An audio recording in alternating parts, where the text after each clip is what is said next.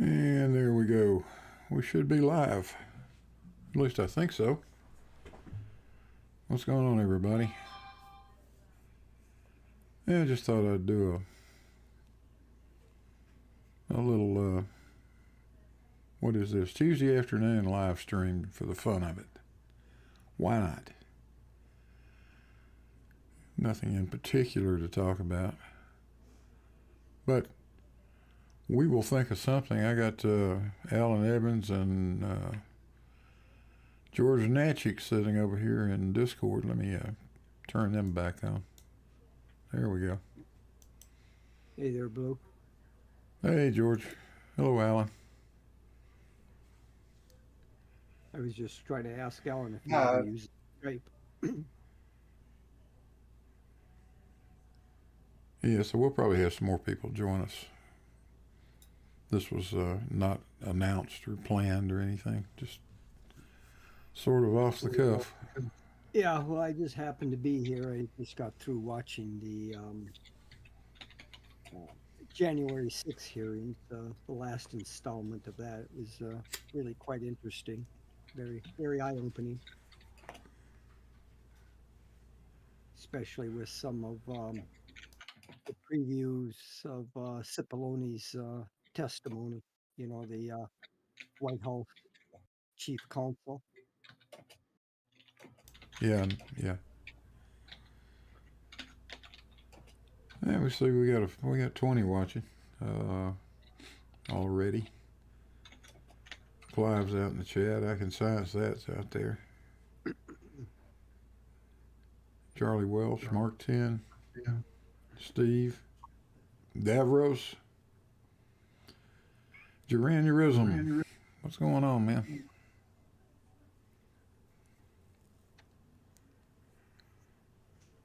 Yeah, so it's just a relaxing Tuesday afternoon, that's all. Might as well have a little fun.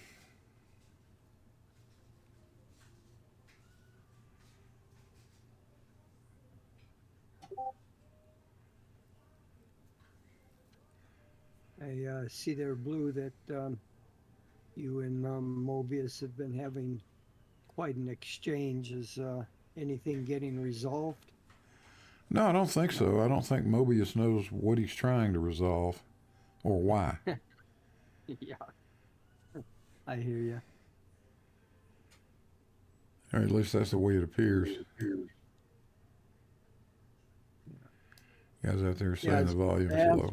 Questions when they don't know what to ask. Yeah. They have a hard time formulating questions in their thoughts, I've noticed. They tend to go on these drunken meander walks and never really get to the point. Yeah, you have that happen. Give me some audio, Alan. Let me see what you look like. How's that? How is that? Yeah, you're okay. Good. George is kind of low. George is always low. I could crank my mic up here a little bit. Does that help at all? Hello? Oh, yeah. Hello, Big Blue. Yeah, that definitely helps. Okay. Yeah, I think we were. Because the mic settings have to be different for different sort of forums. Guess the levels that I use for Skype don't have to be up as high on the sensitivity of the mic as it does for Discord. Yeah, I know. I run into the same thing with my stuff. Oh, shoot! I got to mute. Something happened here. Hang on. Ah, gosh. There we go. Got Judy Bassett joining us. Hello, Judy. Hello. Well, Whitsett and Gary have convinced me I'm switching over to Flat Earth. Oh, no. What a tragedy. How could that have happened?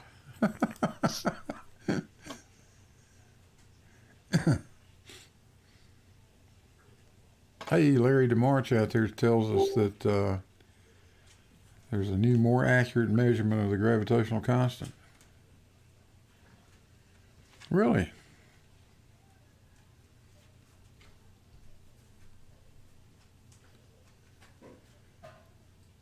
I would love to know what that is now. May have to look that up after a while.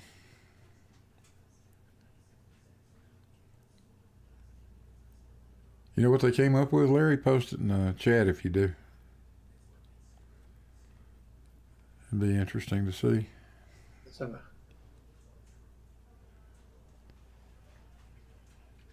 And Gigi Little joins us too. Hello, Gigi. let's have a quick look at the paper. Where's the link to the paper?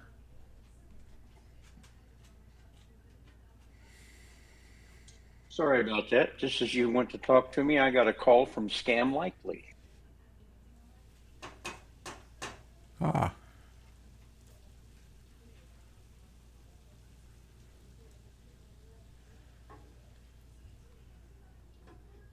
.2% higher. What?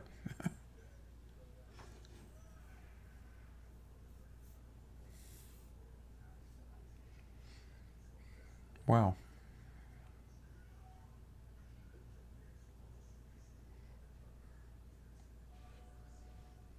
That's a bunch. I knew I was gaining weight.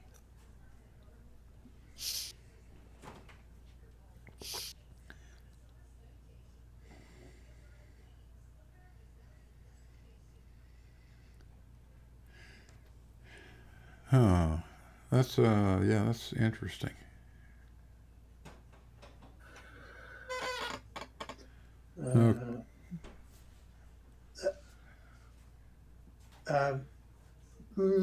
Reading from physics.org, the value the researchers arrived at using this method, which is further up the page, is 2.2% higher than the current official value given by the Committee on Data for Science and Technology. However, Jewel, I'm guessing that's the person who wrote the paper, acknowledged that the new value is subject to a great deal of uncertainty. Quote, to obtain a reliable value, we still need to reduce this uncertainty by a considerable amount. We are already in the process of taking measurements with slightly modified experimental setup so that we can determine the constant G with even greater precision. Initial results are available, but haven't been published yet. Still, Jewel confirms that we're on the right track. Yeah, I'll definitely be pulling that up to read it. I want to see. Okay, it's a white paper. I'd love to see what they've done and how they measured it. There are various methods. Deflection is only one of them. A lot of people do it with acceleration. In fact, I thought about doing it that way. But Repo Sandman out there in the chat says, little leprechaun Bev. No, that's the cockwomble.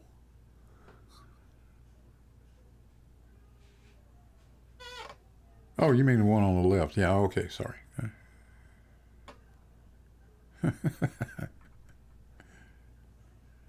I think I like that picture.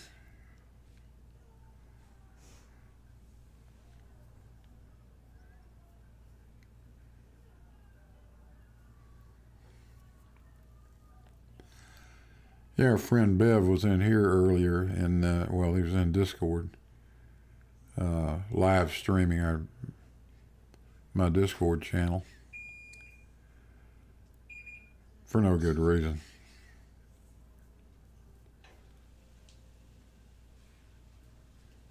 But you know, that's the way that guy does things. Bev doesn't feel like he needs permission to do anything. I see it another way.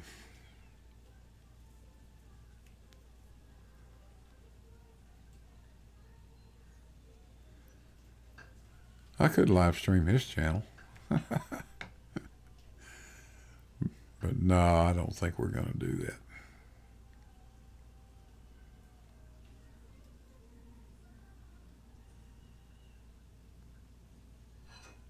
I agree with you, Mark 10. It is hard for me to believe, too, that previous methods, which were consistently getting the number closer and closer, with a certainty of something like 20 parts per million, could have been 2% off.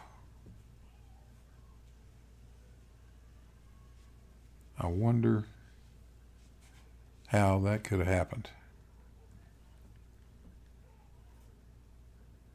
Doesn't make good sense. I see Tiny Captain out there. Hello, Tiny.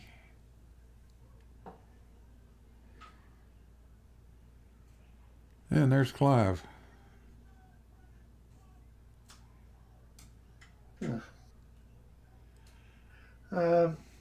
Okay, a bit more from physics.org, having read down. Unhappy with the current accuracy of Big G. A novel experiment in an old fortress. To rule out sources of interference as far as possible, Jules' team set up their measuring equipment, what used to be the Fergal's Fortress, located near Pfalfers above Bad Ragaz, Switzerland. The experimental setup consists of two beams suspended in vacuum chambers.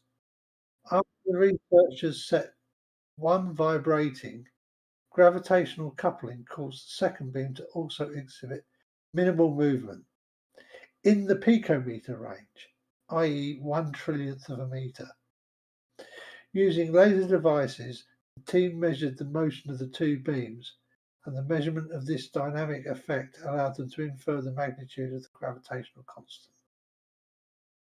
The value the researchers arrived at using this method is 2.2% higher. So I'm going to somewhat like a laser interferometer there to measure those tiny little changes between the movements of the two beams. I suspect they'll have a long, hard look at that, because that's a long way off. 2%, what is that, 20,000 parts per million?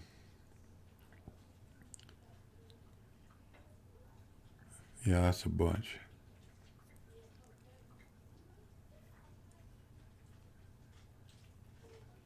But, they, we're constantly trying to improve on that value. And that's been an ongoing effort for a long, long time.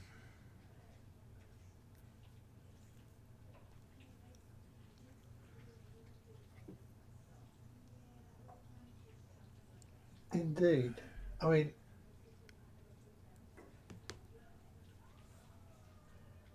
I guess they're never going to get a better value for the speed of light now that the speed of light is the determinant for how far a meter is. Yeah. So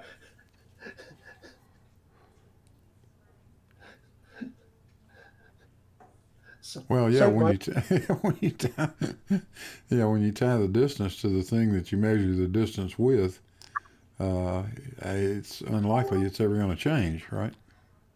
yeah. So a speed of 2997 plus plus a couple of more fairly high value digits, and then 433 meters at the end is yeah, it's not going to change anymore because of definitions. Yeah. Well, that's one way to solve the measurement conundrum. That'll fix it. Won't it? I like that. Of course, it'll have some effects on other constants as well, won't it? um, yeah, constants that rely on the speed of light in their definitions.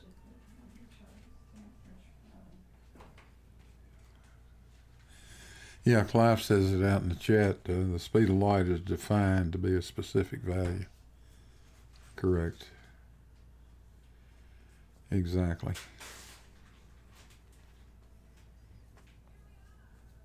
Unlike the gravitational constant, which is really hard to measure, as we all know. Indeed. And I particularly know about it.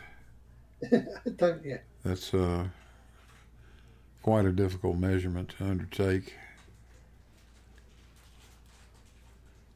Yeah, well, I mean, when it comes to the gravitational constant, I would think that currently you are probably the most knowledgeable person alive on the practicalities of Cavendish's original experimental results and stuff.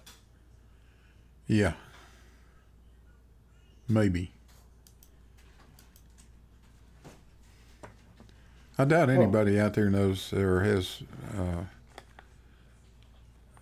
more, if not, well, certainly nobody has very much more experience, hands-on experience with one than what I've gotten.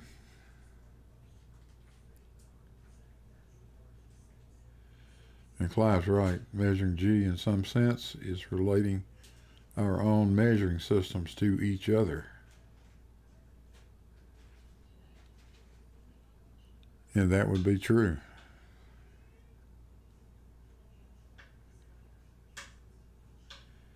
You have to measure the mass at least, you know. You got to measure the mass of something or several things.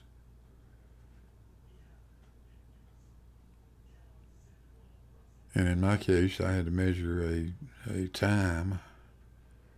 There's another parameter.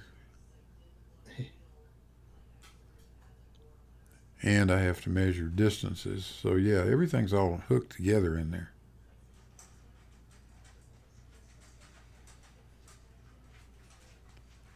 And each one of those measurements has its own set of, or its own potential for inaccuracy, no matter what you do.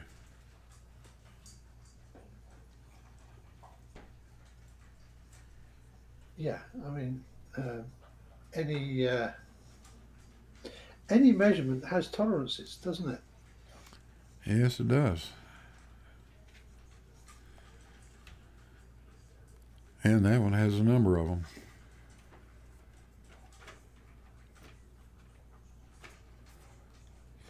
It's just, you know, it's historically been a very difficult thing to measure.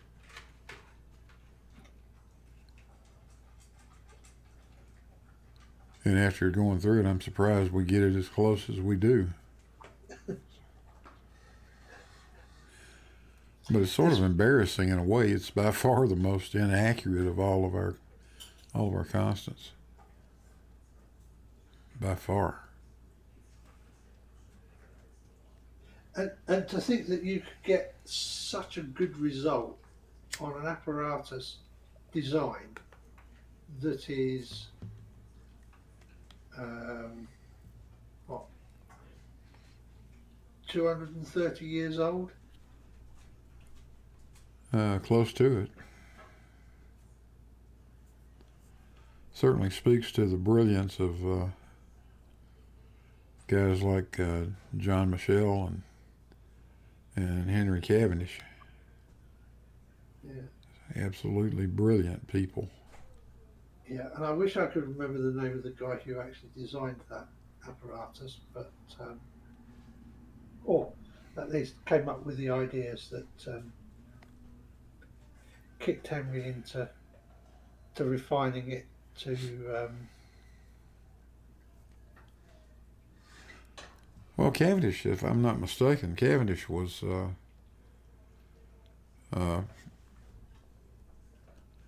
sort of involved with Coulomb's efforts.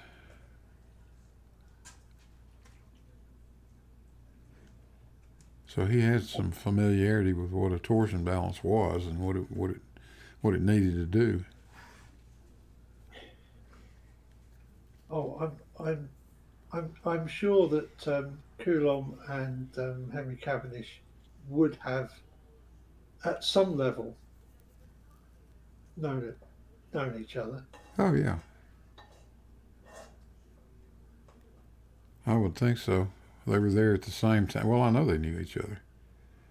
They were both members of the Royal Society, and sort of in the same time frame. Coulomb was what, 10 or 15 years before Cavendish?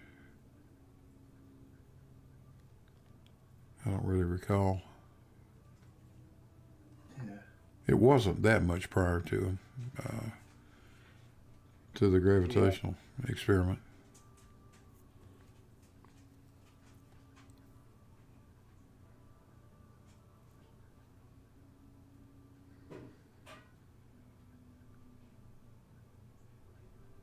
Hey, Ace Fox, what's up?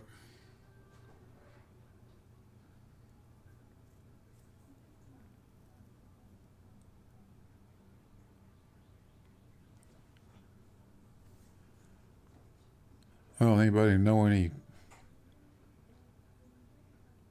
good things that have been happening in the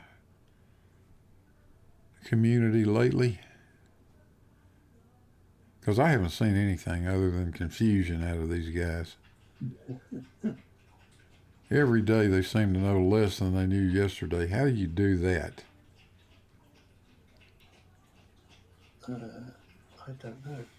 I think we've got a hologram in the chat there. Oh, Mr. 42's turned up. oh really? Yeah.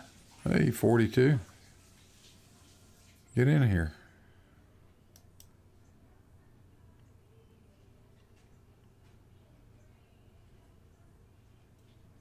Which channel is he in, Alan? No, he's in the live chat on the YouTube. Oh, okay.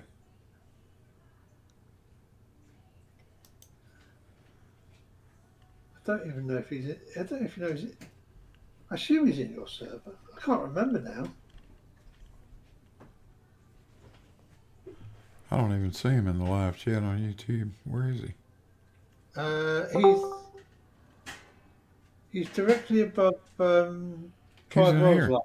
No, we got him here now. Hey, No, I'm 40 here, yeah. Hello. Hey, 42. How you doing? I'm doing fine, thank you. Good to see you, man. What have you been up to? Oh, hang on, I've YouTube still on. I just started a new job 11 days ago. So I'm in training there. And I actually made a video today. So all go watch it after the live stream. Move over to my channel. But only after the live stream, not now. What'd you make a video of? It is Flat Earthers misunderstanding sunlight again. Sunlight, moonlight, flashlights, laser light, any other kind of light. Yeah, well, in this case, it was about the sun. So today is about sunlight. Yeah. Yeah. I hope you didn't mind me. Yeah. You really shouldn't ask me if I've got photographs of the sun illuminating the bottom of clouds. You know. Well, You got a few, that don't was you, Alan? that was just me being lazy. I know I could easily find it on Google or in the Discord history, but I didn't want to put the effort into it. It was for the Daniel Pratt video part. I just asked it in Discord and I got an answer in 3 minutes. Saved me a lot of time. Yeah. And of course, you know the reason why I only posted 10 images, don't you? Is that the limit in Discord? That's the limit in Discord. Yeah. Oh, really? Well, I didn't use them all. I just picked a few and called it a day.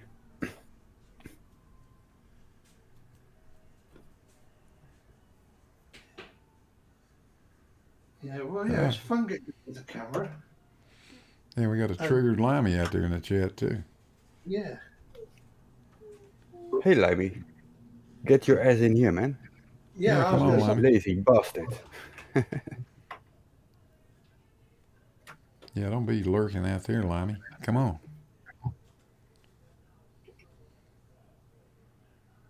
I think he's in our Discord. Well, if not, I can invite him. Have a look, Alan. It's with a T. I'm checking as well. Yeah, he is there, but not online. But that can change any second now. Hey there, Boo. Hey. Yeah, I'm back. I just wanted to say something, Cat, for Tiny Captain there that posted this global certification. We do have Bev's certificate that he so proudly keeps telling us about his surveying credentials, which tends to be nothing more than a grade report of a course he took about 30 years ago. Yep, we've seen it. Yeah, his general certificate of his certificate of general secondary education. I haven't got any of those because I did all of mine before they introduced that particular exam. So mine are O levels instead of them, but same difference. Well, indeed, it's not any certificate of certification. It's just a grade report from a course that was once taken, and that was like 30 years ago. And that, from what I can tell, Bev never really did anything with any surveying training, no matter how little or extensive he may have taken. He never really got involved until a few years ago, and then he bought himself an auto level, and that's about the extent of it. I mean, the guy really doesn't have any understanding of surveying techniques other than what he's picked up listening to others. I would characterise that as being pretty much correct. Yes, there are usually some formal exams required to pass a GCSE. Yeah, but that was like 30 years ago. Oh God, yeah. I mean, and he hasn't done anything with it since until a few years ago. And now all of a sudden, he's proudly beating his chest that he's this expert in surveying. Yeah, I mean, what that qualification would all that qualification would be good for is adding it to your A levels and using it to get into a higher level course to actually become a properly qualified surveyor. Yeah, but that was just like one course. I checked here in Minnesota, in order to become a certified land surveyor, you have to have a BS degree at university, 22 hours of which are devoted to surveying and surveying principles. Indeed. And I'm sure it's exactly the same here, to be honest. Well, I know many states have got other routes you can go. Yeah, but I'm saying here in Minnesota, right? A certified surveyor has to go through, get a 4-year college degree, BS degree, and at a minimum of 22 hours of credit hours devoted to surveying and surveying principles through, civil engineering and mechanical engineering departments. Yeah, in some places they can end up doing it just through, you have to pass the test, of course, but just through work experience. Training, that sort of thing. They used to do that for. All right, go ahead. Sorry. It takes a tremendous amount of work experience if you don't have the Well, they used to do that. They used to do that the same, like to get professional engineering certification, but that through experience, right? But that's hardly allowed anymore. It's very, very hard to get a PE license anymore these days unless you really do have an engineering degree from Yeah. a certified, reputable, accredited university. Yeah, I think here in Tennessee, you've got to have generally anymore. You've got to have a degree. You have to pass the EIT exam, and then you've got to have 5 years of supervised experience in that field, and then you can take the PE test. Yeah. Yeah, typically it's about 8 years from from your EIT to take your PE exam. Yeah, yeah, something on that order.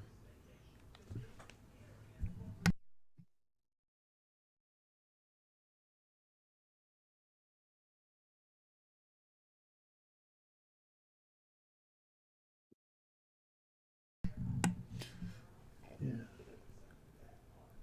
Yeah, but you're absolutely right. I mean, what Bev's got, he's waving. What he's waving around amounts to a report card.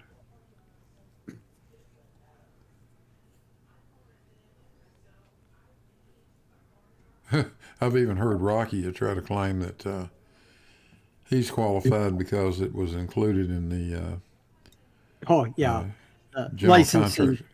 Yeah, general Yeah, the contractors exam. contractor's license. Yeah, right. Yeah. And I got news for that jackwagon. I've got a contractor's license too. Yes, it's covered, and you need to know next to nothing. And there's only about 2 questions on it. Yeah. And basically, that's foresight and backsight. You know, what's the difference? Right. Yeah. How do you do differential leveling? That's about the only thing you're going to have to know. Know how to use an auto level basically. Yeah, pretty much. Uh, John Rapp's asking what is PE, which I believe is professional engineering. Right. Yes, PE stands for professional engineer. Yeah. Over here in the UK, it's chartered engineer. Mm-hmm. Yeah, in the U.S., to have to put PE after your name, you have to go through a rather rigid set of exams. Your first set of exams is 8 hours, which is the EIT, stands for Engineer and Training, which is general questions having to do with economics, physics, chemistry, mechanical, civil engineering, electrical engineering, many disciplines. And then after you've had 8 years experience, then you're allowed to take the PE exam, the professional engineering exam, which is another 8 hours, where you're actually called to solve real world problems. And so it's not a trivial thing to get a PE license. No, It's it's those actually exams quite are an not achievement trivial. to get one. I mean, personally, I got the educational requirement for chartered engineer for for electronics with my degree, but then because of my health problems that I had, unfortunately, I wasn't able to do the yeah Get the the cert. working and Yeah, get the cert because I wasn't able to work full time. yeah. Well, the common misconception is you don't need to have a PE license to practice engineering. For example, large companies will have on staff a PE that could sign off on things, and you're protected legally by the umbrella of the corporation or the company that you work for. But if you're striking out on your own, like I have over the years, and you want to have legal standing and be able to be protected in a court of law as being an expert, you have to have a PE license. You can't legally testify in court as to matters of engineering and engineering judgment unless you have a PE license. It's pretty much the same here, to be honest. Yeah, I would have gone for my full MIEE had I been had I been able to work, but it's one of those things, isn't it? Yeah, it's more of a legal issue standing than anything. It's to protect yourself if you decide to strike out on your own as an engineer and offer your services professionally, being paid. And it's a requirement to protect the public, of course, that to demonstrate to the public that you are competent and your your your judgment is protected legally. You're protected legally. Yeah, even in a big company where they've got lots of registered engineers, that doesn't mean that those guys can just rubber stamp anything. No, they have to They look over your work and certify it. Right, they've actually got to be involved in it. Uh, But the and thing is, it's like when I worked for Hewlett Packard, I really didn't need a PE license uh, for designing test equipment or whatever, because no, not you're for anything protected like that. by the umbrella of the corporation. Yeah, yeah. There's really nothing to stamp. I mean, what are you certifying? Uh, at the Well, end of the day, with a lot of that stuff, like you're talking about. there are some big issues. I mean, for example, when designing test equipment, I have to know all the EIC rules and certifications as far as safety spacings on traces on PC boards, particularly when you're dealing with primary power mains. There are certain design guidelines and rules that you have to follow uh, so that the equipment can be certified to be sold to the general public. Because anything to do like where you plug into the power mains, um, that that has to go through a lot of FCC and IEC um, tests and certifications. So, you know, um, but that an engineer designing that stuff is protected by the umbrella of the larger of the corporation, of course. You aren't, if a piece of equipment fails, an individual engineer within the company on the design team isn't necessarily held, liable or responsible for it. The corporation as a whole is. Hey, shout out to Matt M2M for £5. For the panel, what one piece of evidence for the globe you find to get stumped with every single time? The same for Apollo moon landings.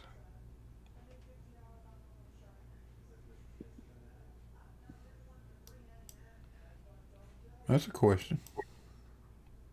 That's a question. What does it for me is that often the flat earthers go against the globe, but in the process they try to disprove a ball without realizing it. And of course that doesn't work. Any Right. ball. And how often the answer is gravity. That always amazes me as well.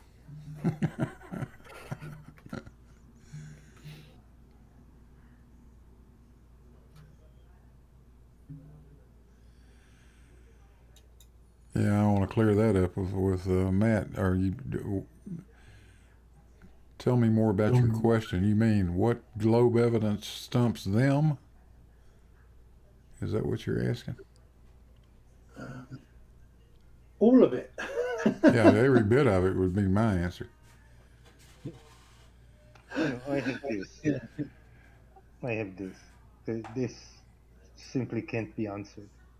Don't need to go to space, don't need to do anything special. It's a simple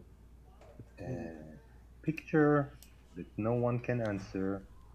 How is it possible on flat Earth? Maybe he'd like to know what our favourite pieces of evidence for the globe are.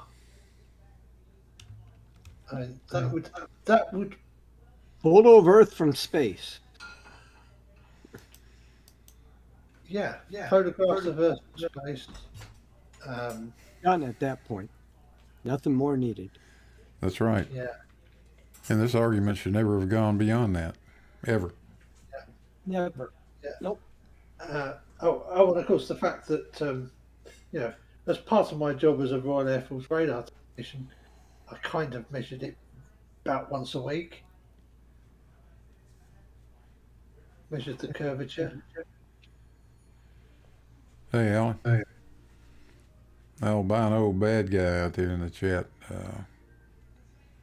I think he's trying to get in, so can you check him out and I think you Give him- need to put him in a marble group or something. give him some Yeah, permission? I've just realised that there is a minor error with the one permissions below. They can view channels but can't see history, but they can't post. Well, can you fix it? Yeah, I'll fix it. No Yeah. worries. Because then once they can, at least that way, they can go. Please, can we get full access? Hang on, where's it gone? Send messages. Allow the members in text channels. There we go. Save channel. Save changes. That's that done. And let me find. Oh, being a bad guy.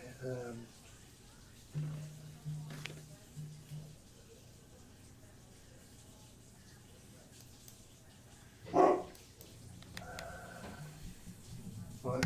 I've given Albino. I've given him the blue marble role, so he should have full access to the server. And there he is. Can you check the triggered limey as well while you're at it? Oh yeah, okay. He's about to join as well. And That's hello, the- albino bad guy. Being triggered lively is done too. Our question.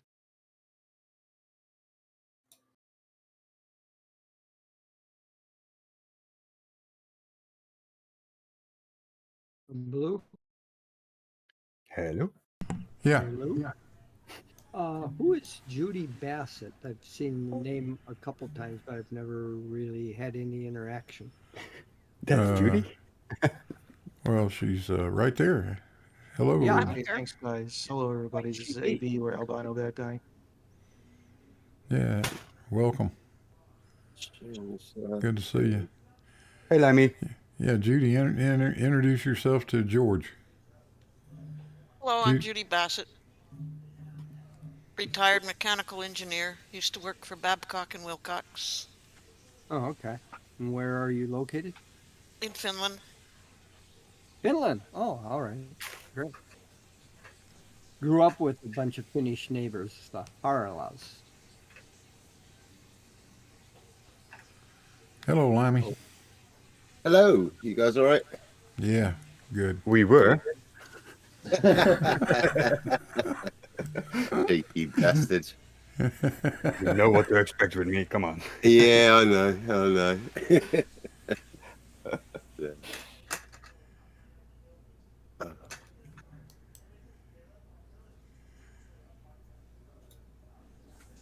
Suddenly a hush fell over the crowd.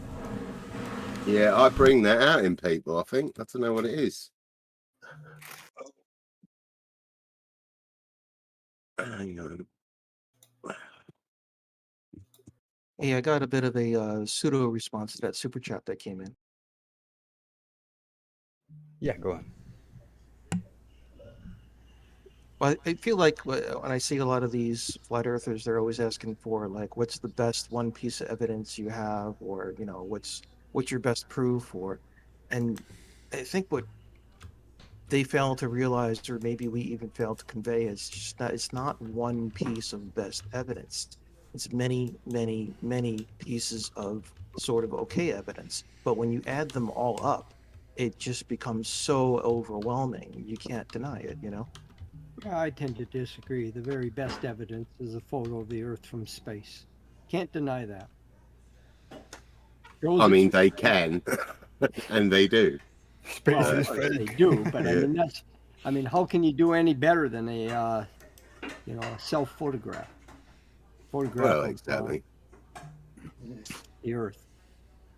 Well, of course, the problem is they just shout CGI or Oh fake. yeah, of course they do. Whatever. But, I mean, we all know that's ridiculous and bullshit. I mean, the famous blue marble photo. That's all you need. Done.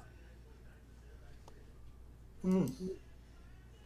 But my point being, you take that and this and this and that and Cavendish and the pendulum, and I mean, there's so many All things. It that is all adds up. peripheral support.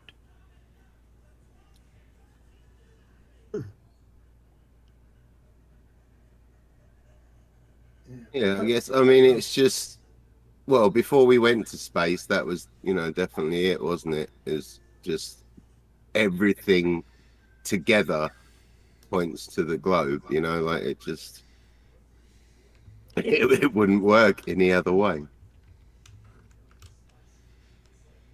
I think the best one is So the- something that's easy to do, easy to understand. Equatorial mount can be made for $40 with just a few pieces of parts from Home Depot. Anybody can do it, and it's not hard to understand. They're not going to do it, but to me, that's one of the best pieces of evidence, is because it makes it easy for anybody to do who is willing to do it. Yeah, they're not willing though, and that's like you say, it's easy to do, but they'll never do it. I think a lot of it just comes down to, they're not the type of people that can admit they're wrong. Which, if everyone was like that, we would not have, have made it so far scientifically or knowledge-wise as we have. You've got to be able to admit you're wrong when you're wrong, and learn from it, sort of thing. Well, the whole Yeah, thing. well, it was from the beginning that person is not gonna, they're not gonna change their mind off of whatever evidence you can say anyway. Right. But Exactly. somebody else who's listening to that may be willing to try it. Yeah. That's Yeah. why I think that something that anybody could do is a good evidence, because even though that person is so dug into their belief that they're not going to try it, somebody else can. Mm-hmm.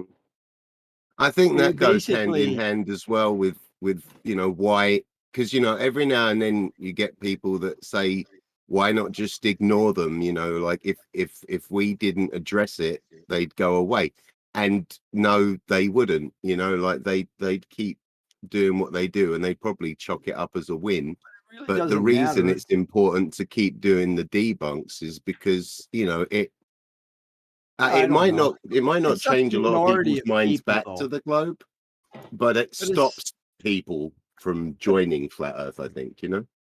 but it's such a small minority of people. You're talking about, uh, less than a part per billion in the human population of people that choose to be willfully ignorant and stupid.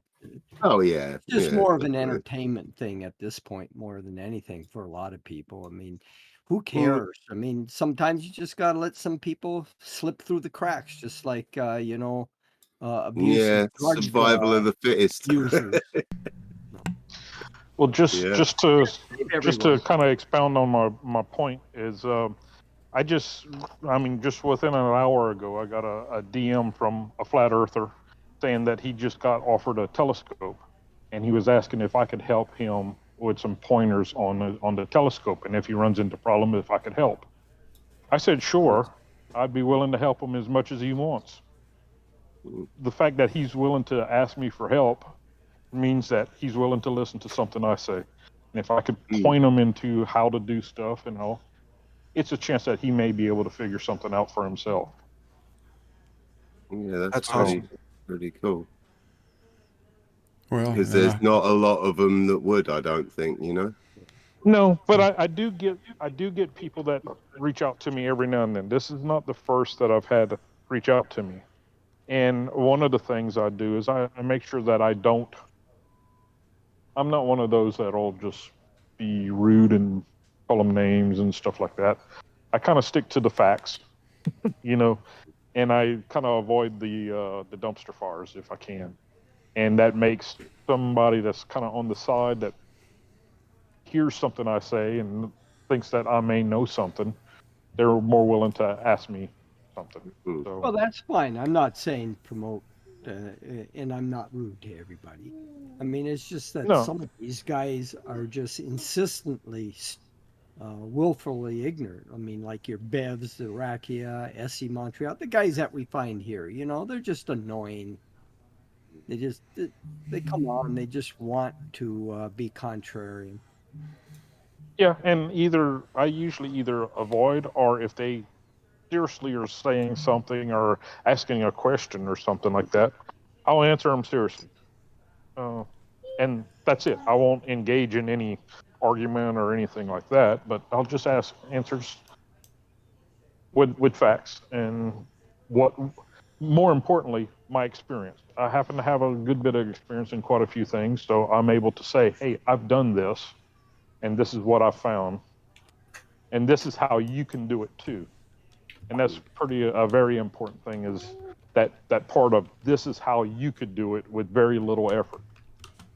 And I find that to be the biggest thing, and people hearing that makes it more willing that they would be willing to try something. Maybe not the person you're talking to, but maybe somebody else. Because this other guy, I don't know where he heard me talk about telescopes from, but chances are he heard me talking about telescopes with somebody else. So, Oh, you I never want to turn away someone that's asking for help or seems to be inquisitive, but I'm talking about these regulars that tend to show up that have been here for years. I mean, these guys are just hopeless. You know, yes, they are. Actually, I agree with you 100%. I just and you're not going to convince them because they don't want to be convinced, and they're militantly against being convinced. So, but some do.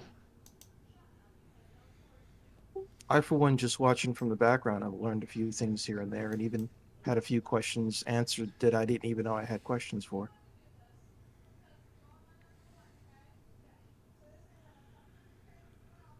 Hey, shout out to Judy, who has been a member for 17 months. And Judy says debunking is best when it is when for teaching rather than for insults. I agree with that. Yeah, Judy's a legend. She is a legend. Yeah. I keep my insults to a bare minimum, but sometimes I just cannot help myself.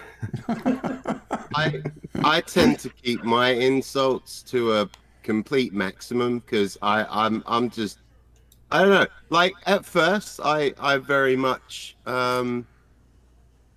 you know, like I did a lot more of the sciencey stuff and tried to show, you know, like pointing stuff out and you know, sometimes show how they could do stuff themselves and whatnot. But then I think I've just been worn down by them now, and yeah, I don't know.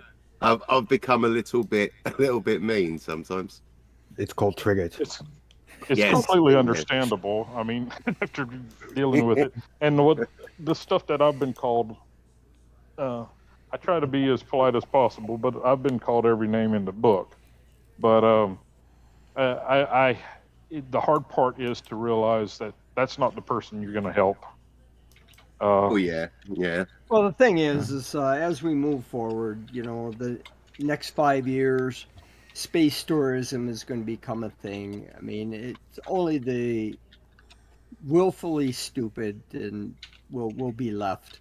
You know, when their Mm. neighbors and stuff start going up into low Earth orbit and relating their experiences back, you know, it's going to be pretty hard for these people not to just appear as the extreme fools that they are when people around them are going into low Earth orbit. That's going to be A happening. lot of them already do, though, don't they? I don't think that's going to even stop a lot of them. You know? No, it's not going to stop them. I'm saying they're just going to appear extremely Oh yeah, stupid yeah. to friends and family. I mean, you know, it'll be like Holocaust deniers. Mm. Yeah, they'll be relegated to the trash bin of crackpots, like Holocaust deniers and people like that. They're the guys that stand on the street corner and shout at the rain all day, you know. Crazy people. But I'll tell you another story similar to what you're talking about. I had a guy that contacted me. He's a flat earther, told me up front I'm a flat earther. But he said he wanted to do a Cavendish experiment and wanted to know if I would help him. And I did. I spent a lot of time with this guy, looking at what he was doing, explaining things to him, running calculations for him, doing all of that sort of stuff. And he actually had something that I think was going to work. And he got right to the point of saying, yeah, I'm almost ready to run the test. And I never heard another word from him. He's not even on Discord anymore. Can't find him.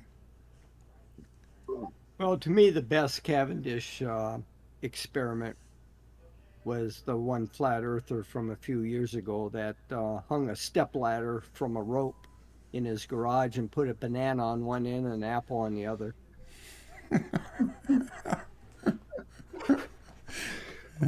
Nice. At least he built something. You know, it's a lot more than a lot of flat earthers.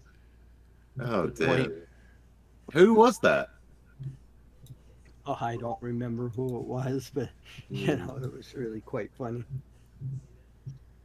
Well, I usually try to stick with as simple as possible. That's a really complicated and a lot of work on a Cavendish. So, and you put a lot of effort into that one. But it's quite possible that he got to the point to where he realized that, hey, this thing is actually going to work, or he actually did do it eventually. I think that's what happened. I think he did it. It maybe worked. got in. Yeah. Yeah. Well, that sounds real similar to the guy that I was talking with the telescope. He let his friends convince him that all the nebula photos were NASA CGI and there was no such thing as a nebula in space. And he had a very nice telescope and only photographed the moon. And it took me 3 months to convince him to photograph a nebula. And I finally got him to photograph the Orion Nebula. And I saw his first few attempts. And then he was going to make another attempt that night. It was a clear night. He knew exactly what to do at that point, how to fix what he had wrong, but he was already getting the colors and somewhat of the shape. He said he got the photo. I asked him to post it, and then he actually just dropped off. I never did hear from him again. Yeah. So I think it just kind of blew his world, and maybe a little bit of embarrassment or something. But I never did anything to embarrass him.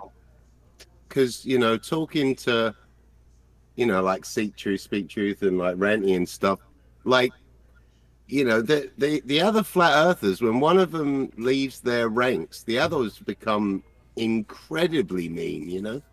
And I think that probably scares a lot of them. So they probably just leave the either side of the community and just, I don't know, go do something new. Yeah, I think that's what this guy did. His YouTube channel no longer has any videos uploaded to it, and he just stopped responding to anything online. So I think he just he saw that what he was believing was not true because he was able to photograph it, and and what I was saying was correct the entire time.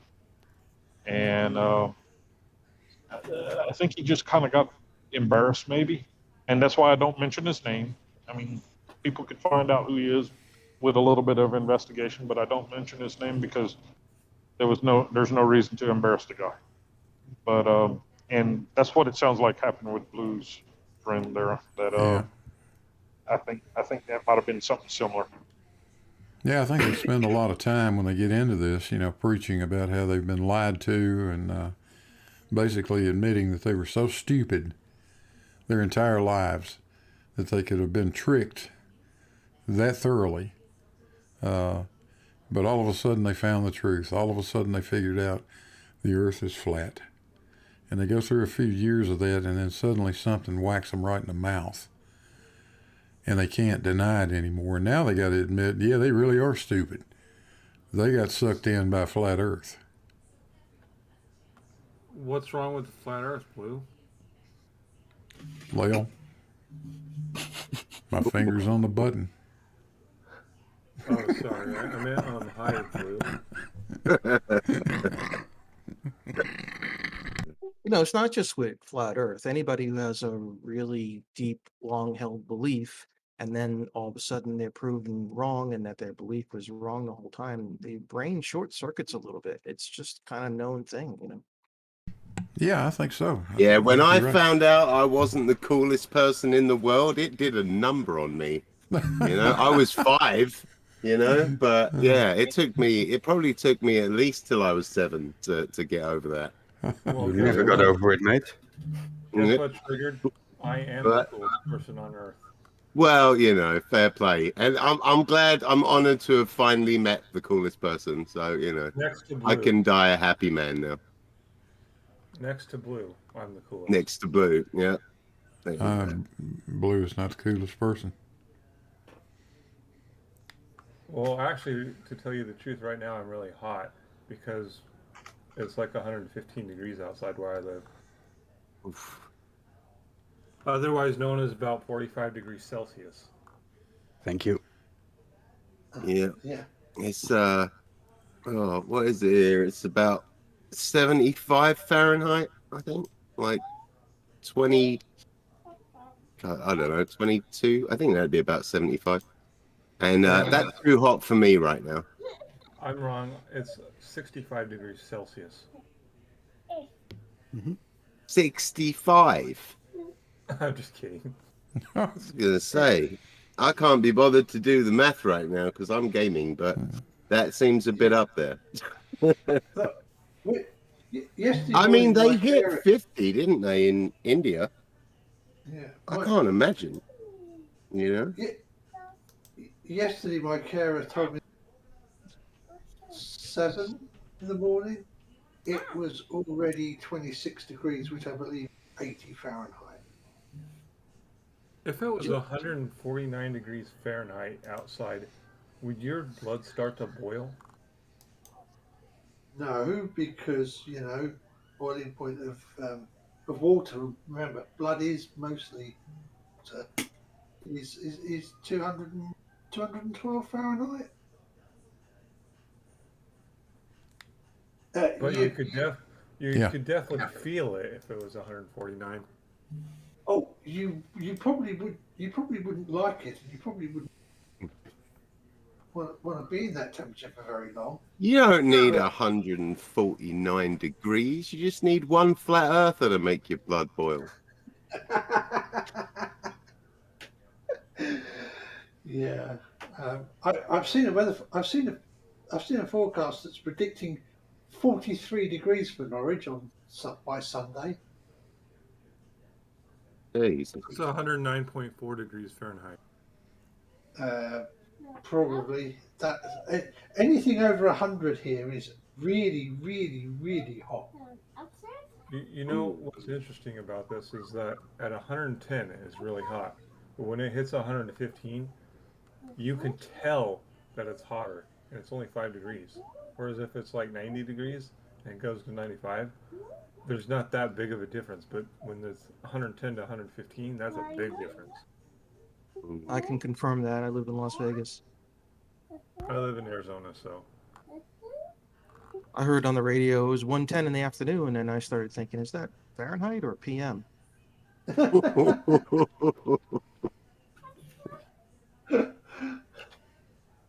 Yes. well, I got. I used to go on hikes in Arkansas when it was 110 degrees because it felt so nice. But I'm used to 95 and 85% humidity here, so 110 and no humidity feels actually pretty nice to us. Well, you can't say that. I mean, there's never been a day where there hasn't been humidity here, but Well, granted, it's not very low. 50%. Below 50 is almost none. Yeah. I lived in Michigan for 14 years, and the humidity there was ridiculous on some summer days. I don't know, you're constantly wet, it's ridiculous. I never did get to go somewhere where it's that dry heat. That'd be interesting to check out. All right, I have a challenge for you guys. Without using a calculator, any number that ends in 5 squared, I bet you I can figure it out quicker than you guys. Like 15 squared, 25 squared, 35 squared, 45 squared. I bet I can do it pretty close as well. What's Because 45 I know 45 squared is oh god, oh, it's been a while, damn it. 2025. it's 2025. 55 squared would be 3025, wouldn't it? No, 35. Oh fuck's sake, it's been a while. I had to try and remember the method. No, I've got it now. Yeah, I've got it. So like 85 squared would be 7,225, right? Yep. Yeah. All right. Yeah. It'd been a while since I'd done it, but yeah. So you know the trick then. Yes. Yeah, I learned that. God, I learned that when I was like 14, 15 or something. Like it was on some TV program. It was awesome. And yeah, kind of stuck with me. It'd been a while. Wait, I'm wondering if it's the same trick that I'm thinking of. How about negative 45 squared? It's still going to be the same. It's going to be a positive number, so it's going to be Still going to be 2025, isn't it? Yeah, 2025. Yeah.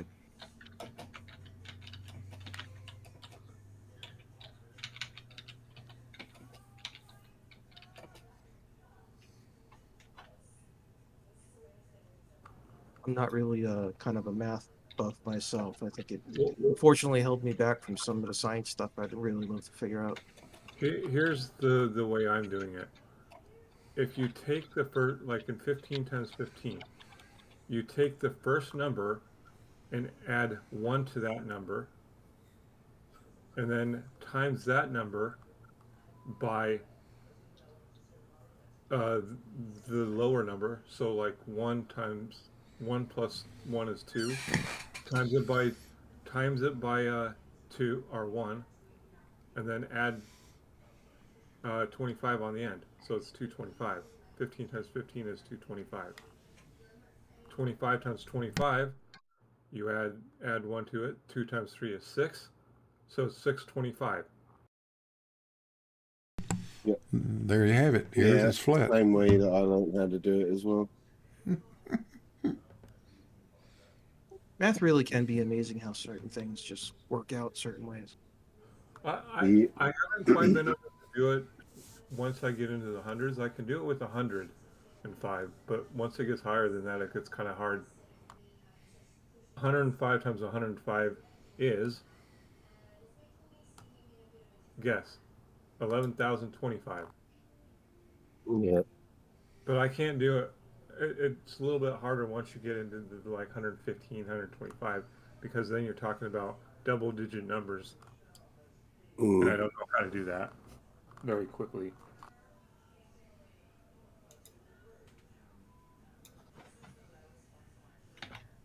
can you blimey? Can you do, or trigger limey? Can you do that? Probably not very quickly. I mean, I could do some of it in my head, I think, but you What's know, once it gets 115 times 115, which would be 12 115 times 115, that would be, oh my goodness, 100. No, sorry, 13,225. Is that right?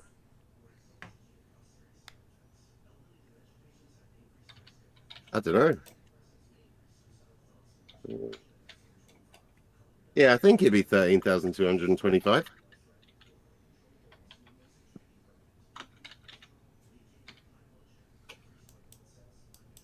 Yep. Wait, Scientific evidence of gravity. I was worried. It's getting late and my brain shuts down about an hour and a half ago. But yeah, awesome. What time is it there? 11:15, but it's just not real late. But I take my evening meds at 9 p.m. and I'm on some pretty strong stuff, so it starts. I don't know. I go slap happy, then I go tired. You know. Have you ever kissed a Blarney Stone? I have not. The only reason I know that phrase is it's from a song, and I can't remember the song name. I think I don't know, like didn't it used to be like a good luck thing or something in Ireland? I'm gonna have to check because I'm hoping to go out and visit Irish Demon and Timo and that later this year. So I will ask them if Did you say Timo? Timo Oh, Timo Lynch in our community. He's he lives in Cork as well. That'd be cool if you No. If you kiss the Blarney Stone, it gives you the gift of the gab. Well, I must have done it when I was a baby then. Yeah. Don't joke. Didn't you have to lay on your back and hang over upside down?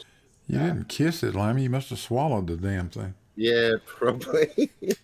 What were we talking about? Upside down, laying on your back? Was this the Blarney stone or doing a keg stand?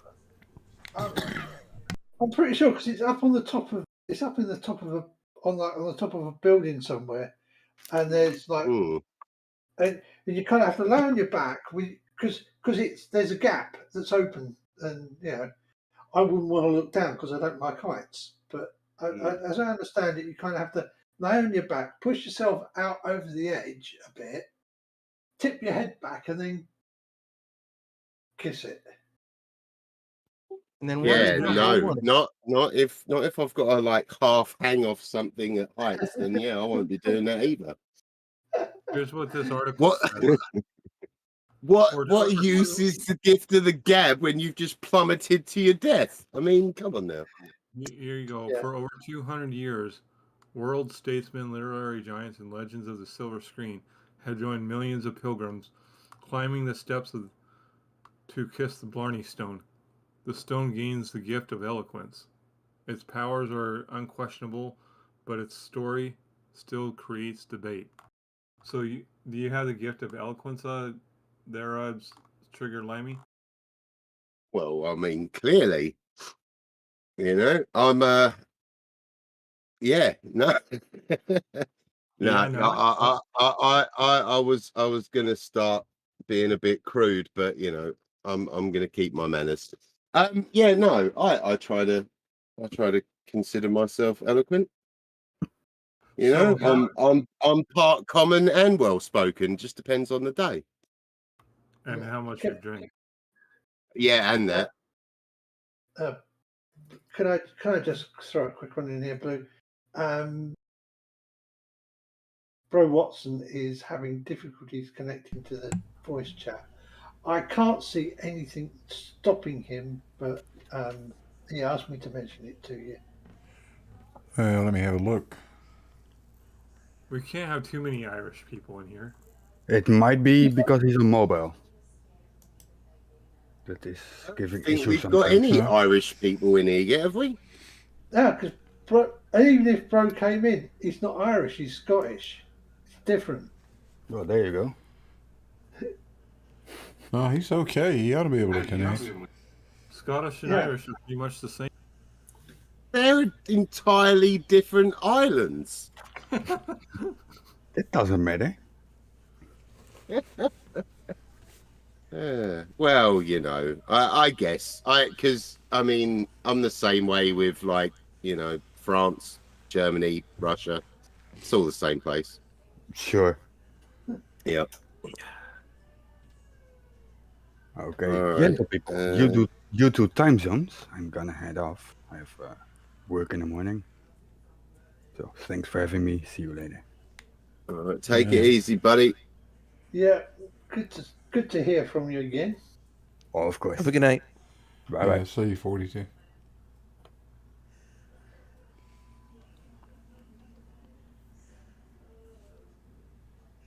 Look what I come and did, Blue. I blew everything out for you.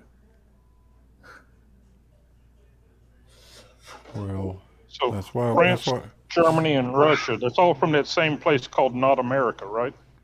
Correct. America, right? Yeah, that's what I thought. What were you gonna say, Blue? Huh? What were Oh, you I gonna was say? going to say, yeah, that's why we call you Lael, the stream killer. I'm sorry. I'll try not to do that anymore. Well, I'm just looking in the Discord chat. There was a lot of funny stuff that went on this morning.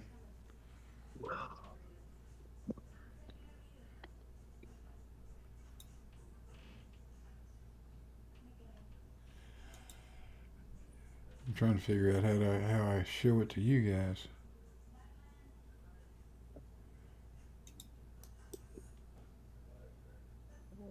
Bloody typical, isn't it? You come outside for a cigarette and it's just starting to rain. Son of a bitch.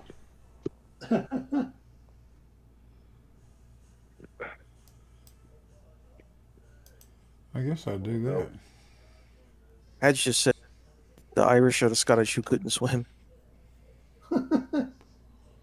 I swim fine. I mean, I'm English, but I swim.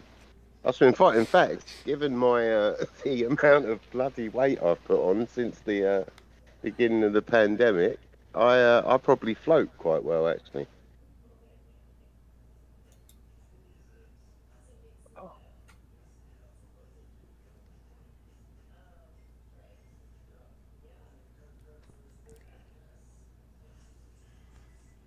Yeah, this was interesting this morning.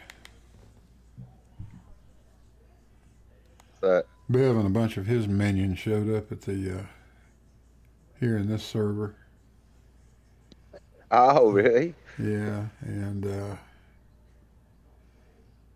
so I asked this simple question. You guys can see it if you look at my live.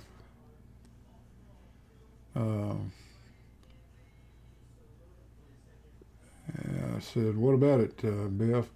Ignoring waves and tides, which is what mean sea level does, is the surface of the ocean a plane or not? If you say yes, you're a flat earther, no question about it. But you've done nothing to prove the ocean is flat under the conditions I just stipulated. If you insist the ocean isn't flat, even ignoring waves and tides, then it must be curved, and there are an infinite number of planes that can be tangent to the curve.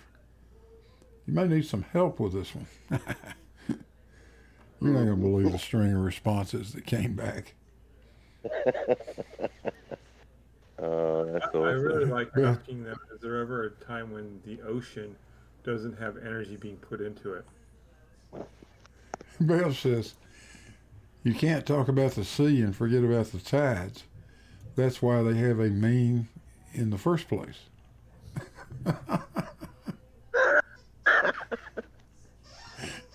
Yeah. So I said, Oh, good. bless you. I said, good, Bev. Let's talk about mean sea level. Is mean sea level a flat plane or not? And Bev says, it's a point. What? And that was my response. What? There are many points. Are you saying there's only one point that's mean sea level? Surely not. That would be stupid. Where is this point? I'm pretty sure he thinks it's in Newlyn in Cornwall. Aren't there trillions upon trillions of points on the ocean? I said, are you beginning to feel the walls closing in, Beth? Beth says, no, Blue. MSL is still a point on a vertical datum. I don't know where he thought he was going with this. Science It Out chimed in. Let's see. I said, next I said, does that datum at one and only one geographic... Does that datum apply at one and only one geographic point, or does the datum apply to every geographic point, Beth? I say mean sea level applies to every individual geographic location. Surely you don't disagree with that. Bev says the geometry we use is Euclidean, and it would describe the points, not the other way around like you seem to suggest. So let's see. Next, I said, well, good, great. In Euclidean geometry, do all the mean sea level points describe a Euclidean plane or not? Beth says, I know the trigger words and I'm trying really hard not to use them. I said 3 points describe a plane, Bev. Are you aware of that? Bev says, any 3 points, yes. I said, great. Now that we know how to describe a plane, we've taken 3 mean sea level points and used them to define a Euclidean plane of infinite size. Do all the other mean sea level points lie in that plane or not? You're not going to believe this. The next response is, where are these 3 points? You got to be kidding me. I said the south shore of England, the entrance to New York Harbor, and the coast of Portugal. Seemed fair to me. Yeah. Just ask Bev if he's being truthful and on the level. Oh, that's a nasty question to ask. So I hope Bev and some of his minions turn up to, whenever we all get together to do that Bedford level. I definitely hope that him and some of his mates turn up to take part. So that was pretty much the end of it. Those are the kinds of lengths these guys have to go to. Mm. Hey, Blue, do you know about the problem when it comes to measuring coastline? A problem to measuring coastline? It's technically infinitely long. Yeah. Well, depends on how long your ruler is, doesn't it? Yep, that's exactly it. If you measure the coastline, say, with a meter-long ruler, you'll get one measurement. But then, say, you come back and measure it again with a centimeter ruler, you're going to get a much longer coastline because each increment is smaller, and therefore it makes it longer. And it's been like one of these problems that, twisted people's brains for years. It's just a matter of precision. How much precision do you want? If you want a centimeter worth or a millimeter worth or whatever, a picometer worth, you're going to get different lengths. Yeah. Yep, exactly. And I guess mathematically it could technically be infinitely long. It is mathematically, technically infinitely long. It's also a fractal, of course.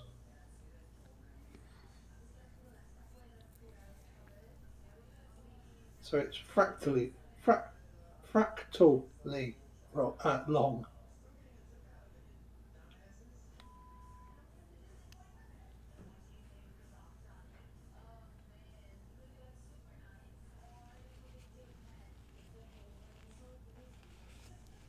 That's something we run into on survey a lot too, is where do you draw the, even if you're just trying to find one point, what is the point of the edge of the water?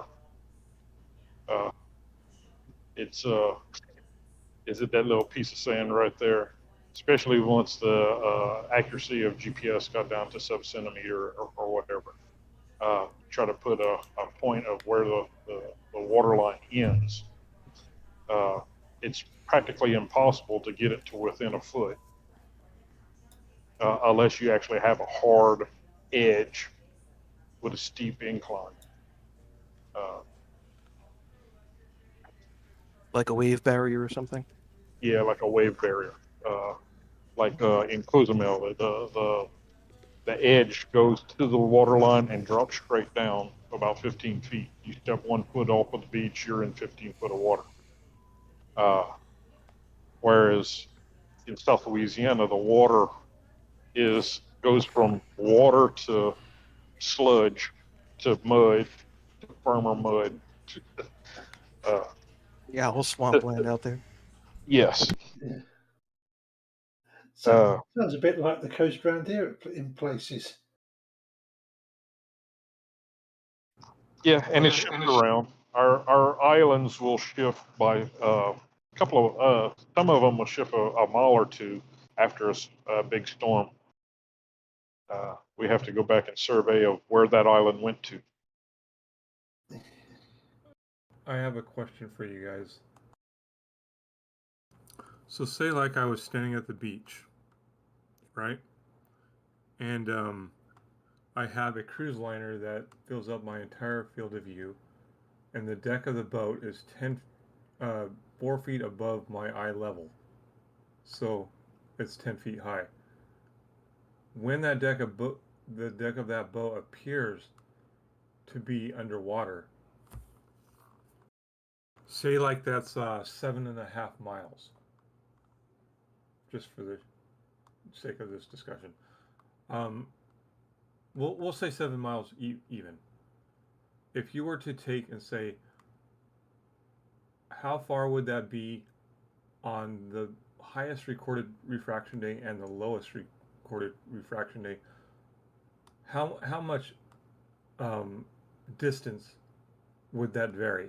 That 7 miles vary?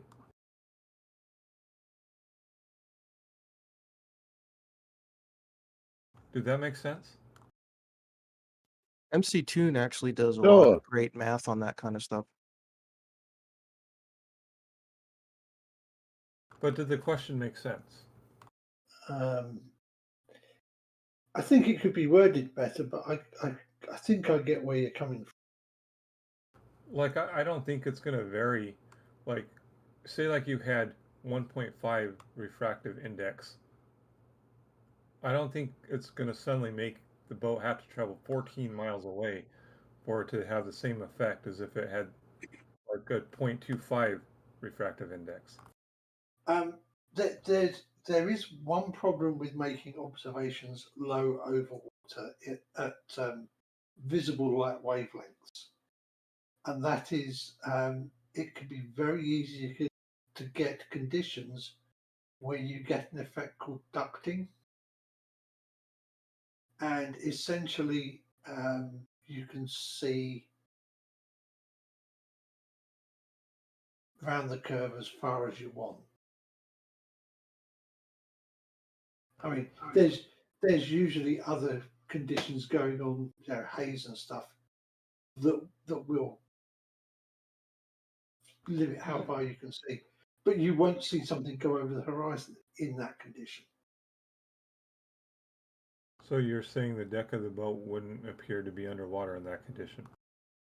Yes, because you wouldn't be able to see it, and you would not be able to see a horizon if there was ducting going on. But, I mean, you remember though, it is an incredibly rare condition, but it can happen.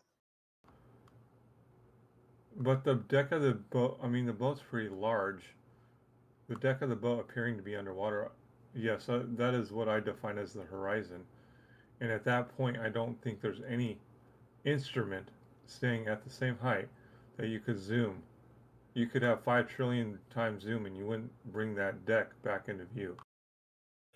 Well, that's the thing. If you happen to be in one of those conditions where you are seeing ducting, and assuming that there is nothing else to stop you being able to see, you would be able to see the ship at least as far as the at least as far out as the ducting conditions are existing. So then I just pull out my gun and shoot the ducks and we're back in business, right? Well, you could fire your laser at it, but that's about it.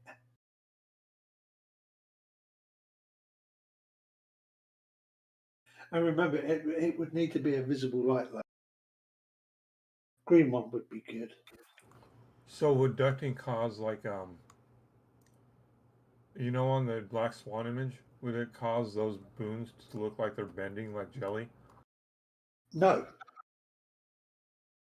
I mean, in theory, no, because when you have ducting, you're literally looking down a waveguide. It's literally like looking into the end of a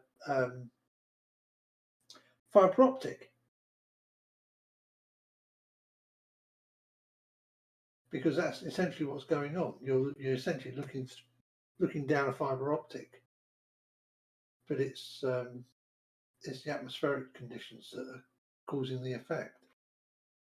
Wouldn't it be at some point if the boat was out far enough, you'd be looking more at the side of the boat than the deck of the boat? Well, I'm just assuming that is talking about using the height of the deck as a reference point on the boat to see it going over the horizon. Well, yeah, so like if the boat is directly in front of me, docked, and it takes up my entire field of view, and the deck of the boat is 4 feet above my eye level, which puts it at 10 feet high. And let's say that at 7 miles away, the deck of the boat appears to be underwater.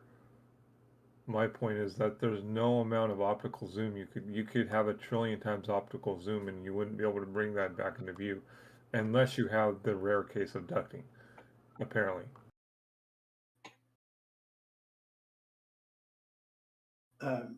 Yeah, I say this is the problem with looking at with asking these kind of open-ended questions on things like refraction, because there are weird edge case scenarios that do odd stuff, and Well, that's kind of why I gave the scenario of a yeah, refractive index of 1.5 and a refractive index of 0.25. Obviously, I don't think that there's ever been a refractive index of 1.5 recorded, but if there was, would the distance to change or vary that much with that much refraction from 0.25 to 1.5?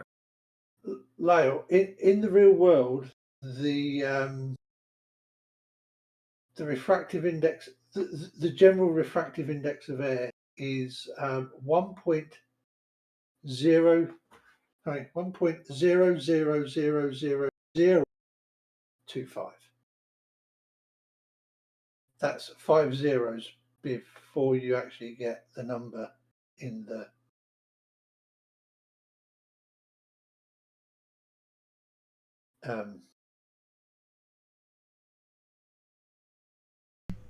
oh gosh, brain fart. Yeah, five zeros before you get to the digits that are actually doing any work.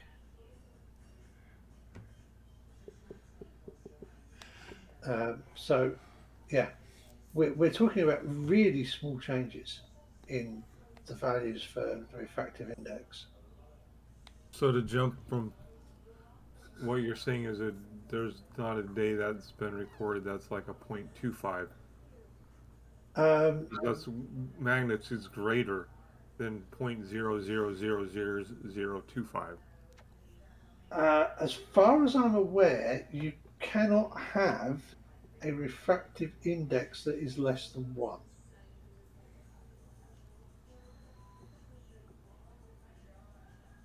Well, I would think there's got to be like a low average and a high average, excluding extreme circumstances. I'm sure there is. Yeah. Unfortunately, I don't know what they are.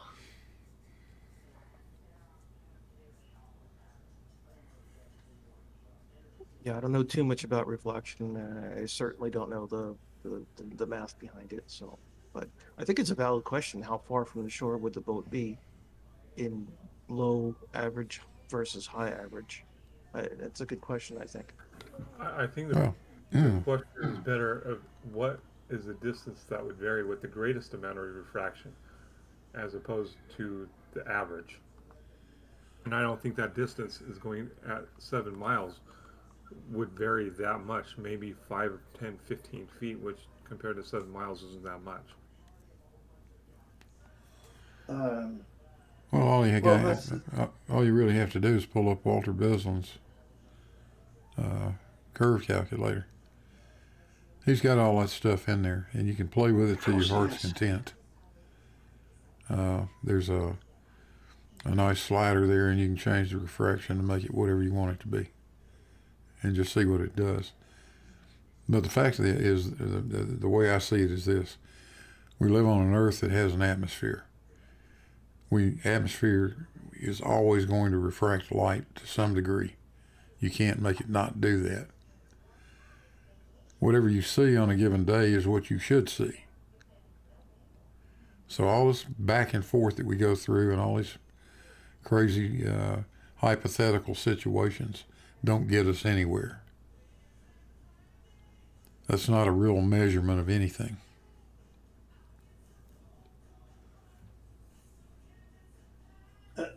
And let's face it, outside of really, really weird odd circumstances, the fact that you see a horizon at all shows that it is a globe. Yeah. The distance we see it at, yeah, that's affected by the refraction because we have an atmosphere. But yeah, you wouldn't see a horizon at all if it wasn't for the curvature of the Earth. Well, the simple fact that we frequently see on nice days where the visibility is good and the refraction is obviously low, we frequently see the surface obscuring distant objects. Not just a little bit, a lot, especially when you're looking at mountains in the distance. Things like that. Looking at a damn boat over the water is probably the worst way of going about doing it. Get up on top of a mountain and look at another mountain a long way away. Get up out of that refraction zone. It's really bad from 0 to 20 feet above the surface.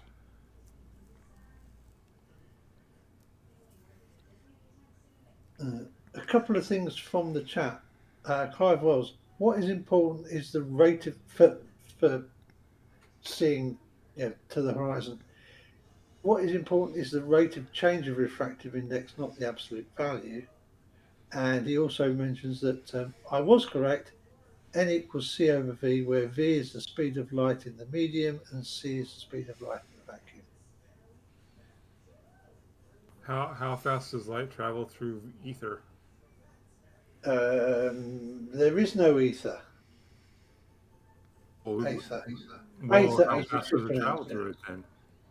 Sorry? How fast does it travel through it then? There is no ether, so light can't travel through it, can it? Yeah, so the answer is 0? No. The answer is, it is a malformed question. There is no ether.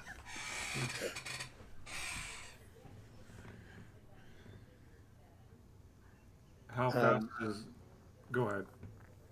It's 2.997, 3 digits, I can't remember, 433 meters per second in vacuum by definition.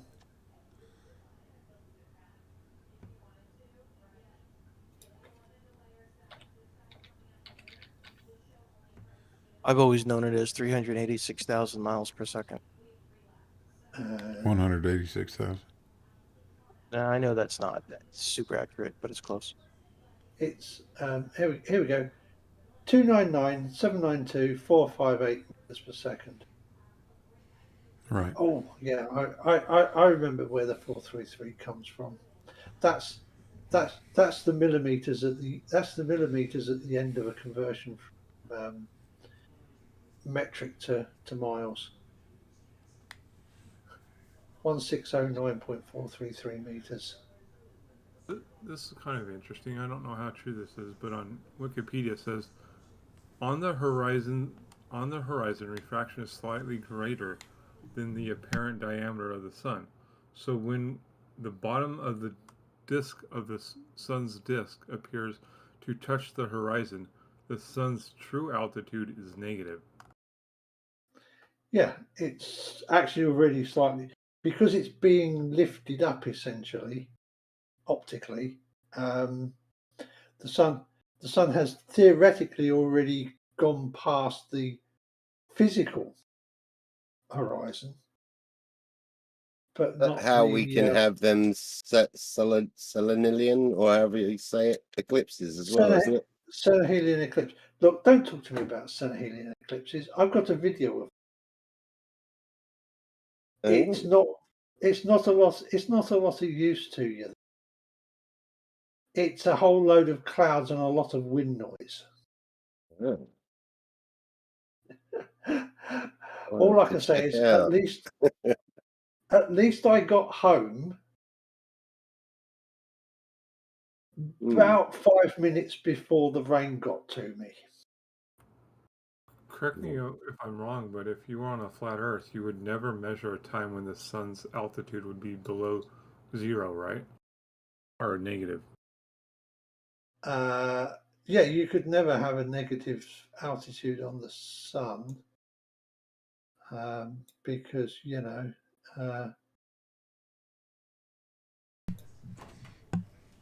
Well, it's worse than that. If the sun's truly hovering around 3,500 miles above the surface,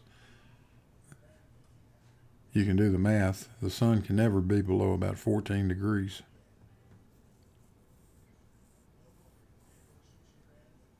yeah, it doesn't it have to be much further away than the accepted size of whatever you want to call a flat Earth is. Oh yeah, Or at least the bits we know about. In the words of flat earthers, perspective. I don't know. I think that's what they'd say anyway. I'm gonna have to shoot, guys. It's getting late. I need to go to sleep. Well, glad you dropped by, Limey. Good to see you, man. Yeah, and you, mate. I'll well, if I've got time, I'll try to jump in Terry's tomorrow, but I'm a bit behind on tomorrow's video, so I'm not sure yet. Oh, but yeah, it's nice talking and catching up with everyone, and I'll chat to you all later. All right, Good night, man. Lonnie. Nice meeting you. Night. Yeah. Ta-da. I've just posted a photo in live chat Blue that shows how the bottom of the sun gets squished as it gets near the horizon.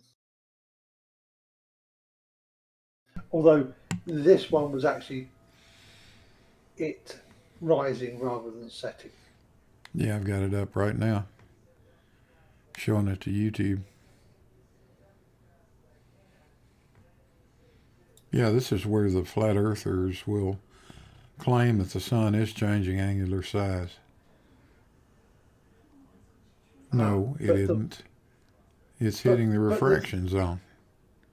Yeah, but the thing you have to remember is it only gets squashed vertically. The width of it never changes. the width never changes, and perspective tells us that if it's changing with perspective, it's got to reduce uniformly in all directions. That's right. That's exactly right. I mean, I was quite lucky to catch that just as it got the right height above the horizon to be coming out of that compressed zone. Yeah, I've took that seen one as others well. where the thing looks like an oval.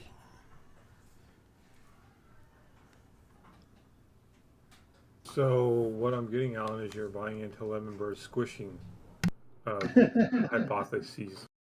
The biggest problem was that there was an awful lot of Saharan dust in the air that day. So as it was lower in the sky, you couldn't even see the bottom of the sun. I just posted that as well. So I don't know if Hypothetically, if the Earth were a flat dinner plate shape and it was rotating, could we tell the difference between the rotation of that and the rotation of the Earth as a sphere?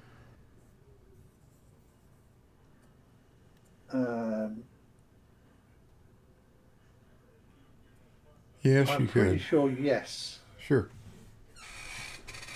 because distances from the axes would be essentially different, wouldn't they? Yes, and it's the rotation vector versus the gravity vector will be different. And that's how You a mean gyrocopter would work, is the comparison between the direction of gravity and the direction of rotation. Well, the hardest part is like on a dinner plate, if the rotation of the Earth is a specific number at the equator and then you go 45 degrees north and it's significantly lower, how are you going to do that on a dinner plate? It just wouldn't work because the plate would break in half. Yeah. Oh, and I was going to say, Hunter, you misspoke there because you wouldn't have on a flat Earth you wouldn't have a gravity vector. You'd have a downity vector. The downity vector. Yeah, I misspoke. I'm sorry. But yeah, the dinner plate, everywhere would have the same angular difference between the rotation vector and the downity vector. Right. So like the rotation at the equator at 1043 and at 45 degrees it's, let's say, 500 miles an hour.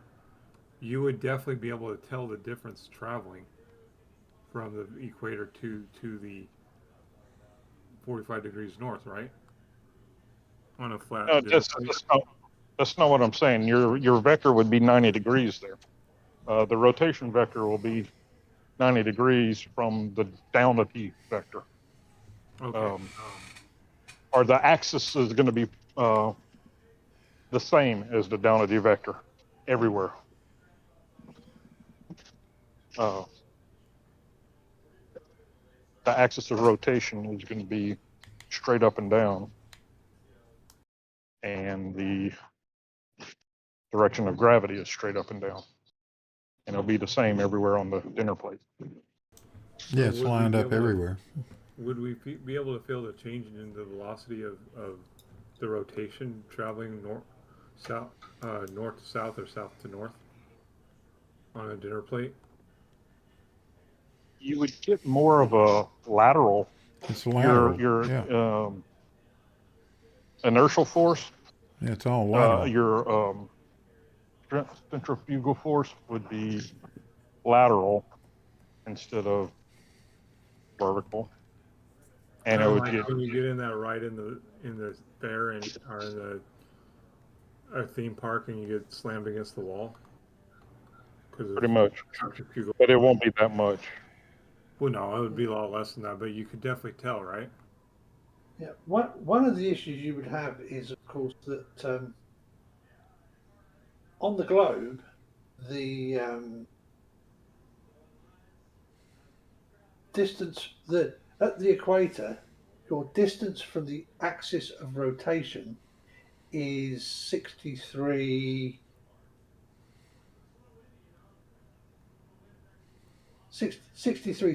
odd kilometers, while your distance on a flat disk would be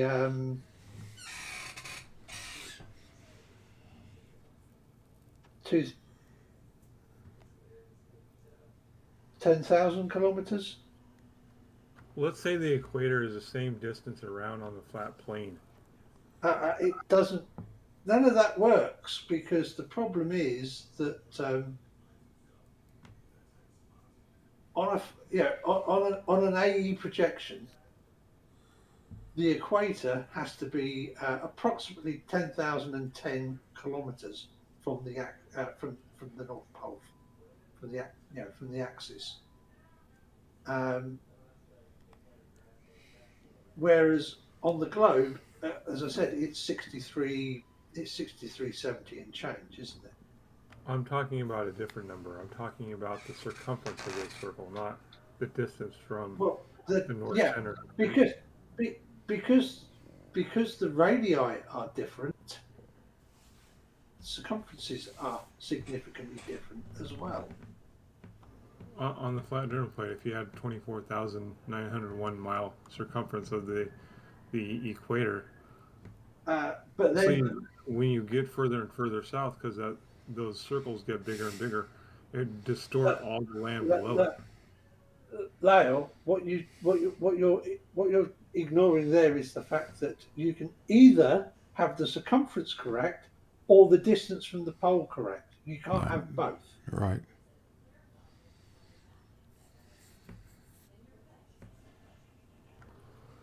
Well, on a flat dinner plate, you can't have 60 nautical miles per degree of curvature because there would be no curvature on a dinner plate. Yeah. But what I'm trying to say is that we have measured the surface distance from the North Pole to the equator. It's roughly 10,010 kilometers. Right. Okay.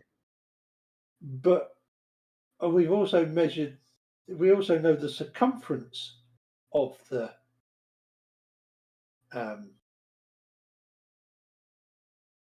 equator, which is about 40,040 kilometers. And I don't think they work out quite if you use 10,010 and 40,040.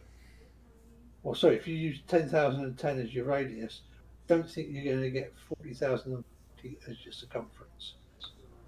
Sorry to change the subject. Blue? Yeah. Are you still there? Yeah, I'm here. Apparently we bored Blue. Or he's tired and went to bed. No, guy had the mic turned off. Oh. Congratulations on your server becoming useless, according to SE Montreal. Oh. Where you see that? Under live chat on Discord. It was the second to last post in live chat, Blue. Oh, let's see. Yeah.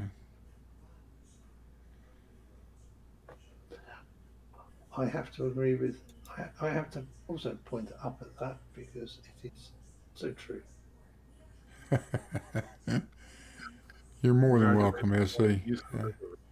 Just for you, buddy. And if you knew how to behave yourself in here, this wouldn't be going on. But you come to somebody else's server, you show your ass, and people take action. That's all I can tell you. The good thing is he's not in voice chat to hear you. Not coming in voice chat. Unless he's listening to you on the net. I'm sure he probably is. Yeah, I would imagine.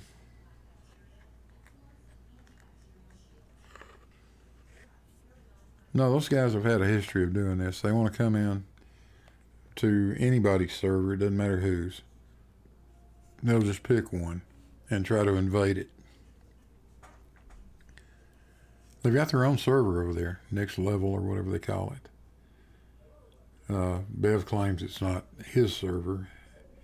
I guess technically it belongs to Emma or something. But that's not good enough. They want to come on. They want to come here or Dr. Bob's or someplace in a whole bunch of them, and just destroy the chat, destroy the voice channels, to cause nothing but confusion. That's a shame that adults behave the way these guys do. SE comes in and all he does is post meme after meme after meme. Bev does the same thing. Sorry. Yeah, silly me. Silly me. I just asked politely and you guys worked it out for me. Yeah, I was going to say, do we know Yeah. Skydog 59? Yeah, all you got to do is just act like a human being, a normal person. That's all. Yeah. Why do you allow me here, Blue? I'm starting to ask myself that same damn question. Thanks, Blue.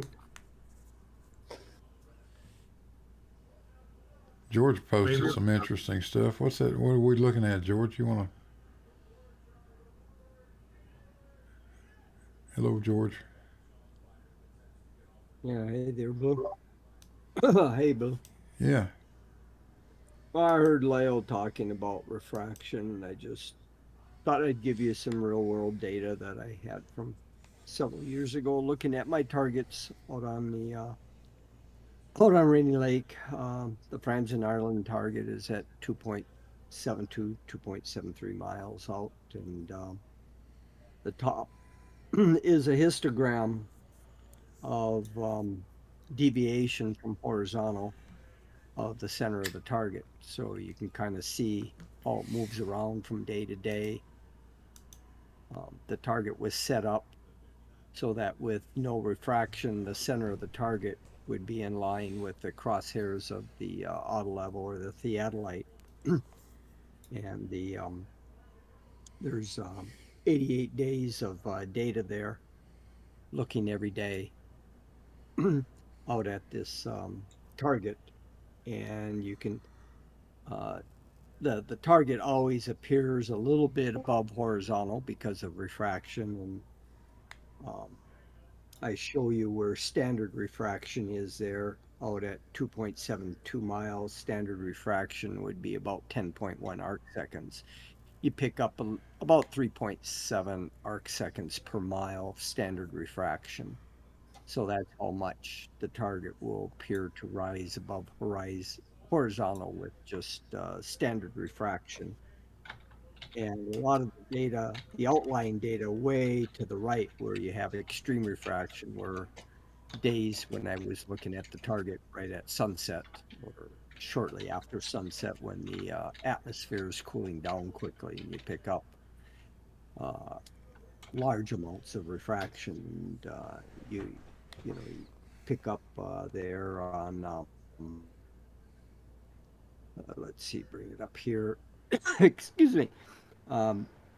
There's one data point where I'm upwards of about 170 arc seconds, one of deviation off horizontal, which is real extreme refraction. Like I say, you tend to pick these sorts of things up near sunset, but you can see that most of the data is clustered a little bit above standard refraction, like in the 25 arc second region, where you're picking up about twice standard refraction. And these tended to be like more late in the day, midday towards sunset. And then the other view graphs there is just kind of showing some of the images taken through the theodolite, and showing how the images shift with The, refraction. yeah, In the the middle next one's hard to the middle one's hard to show because of the way I've yeah, got to do it. and But the original. let Yeah, me go to you'd that have bottom image because it's big enough. Tell us what's going to. on top to bottom with those 4 photographs. Um. Okay, let's see. Is looking through the theodolite. And these are just on consecutive days. The top photograph was on February 3rd, 2021. Then the middle next one down was February 2nd. The one below that was February 1st, all at the same time of day. And just kind of showing uh, you've got that channel marker tower in the middle of the target. Tower is my target, which is just above the horizontal crosshair, and showing, that the image when you're looking through uh, the optical corridor and pretty much the same time of day, it tends to be a pretty stable image, shifted a little bit up and down. But the bottom photograph, you're right near sunset with extreme refraction. You can kind of see how the ice in the background is risen up behind the target that is normally hidden by that island that the channel marker is sitting on, but now you can see the ice that's normally hidden is risen way above the target. This is kind of like what you see in the black swan photograph, where you can get a high degree of looming, you know, Yeah, and the target and everything you can see is way above the crosshair. way above And it. normally, and the crosshair is all set at 90 degrees from vertical. So that horizontal crosshair, that black horizontal crosshair, is on the observer's horizontal. And you can see how much looming there is on that day near sunset, where the whole island and everything are risen up above the horizontal. Yep. For those that don't believe that looming can occur, this shows you quite dramatically that you can pick up high degrees of looming, especially when you're near sunset, when there's uh, the sun is setting, the temperature is cooling down dramatically.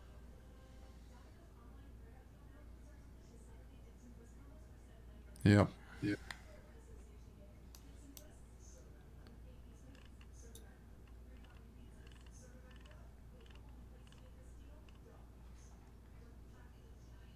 Well, I've got a lot of stuff like this, hundreds and hundreds of photographs and data taken on different days Yeah, over a you did a course. lot of stuff out there, George.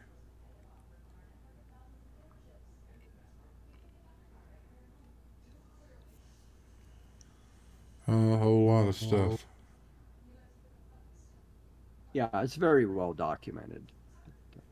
And Walter Bislin has taken a lot of my data and put it in on his channel under the Rainy Lake Experiment. So if anyone's ever interested, they can go to Walter Bislin's site and look at Rainy Lake Experiment. And he does some modeling, excellent modeling and documentation showing how the photographs that I've taken of several targets that are spaced out over a course of 6 miles out on the frozen lake, how it fits the globe Earth model and does not fit at all a flat Earth model.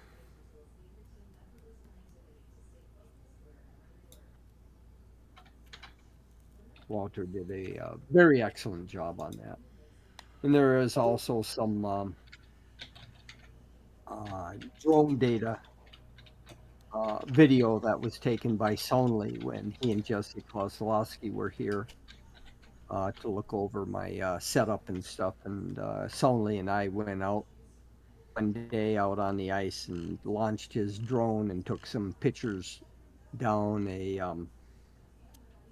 corridor of Rainy Lake that you can see out for 22 miles, and you can see how islands come into view as the drone raises up above the ice, and more of the earth of the islands in the distance that are normally hidden by the curve of the earth, come into view. Yep.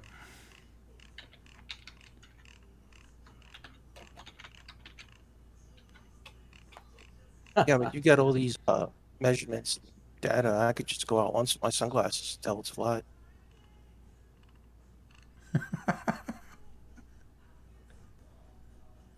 Yeah, it looks flat. I mean, I have some videos where I've done panoramic views out in the center of the ice looking, and yeah, you'd swear the Earth is flat.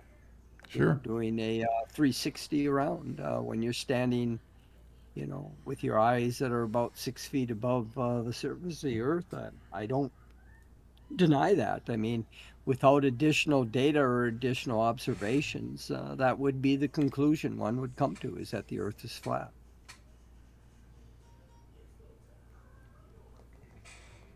I love when MC Toon says, "Show me the measurements," and then tries to hold them to it.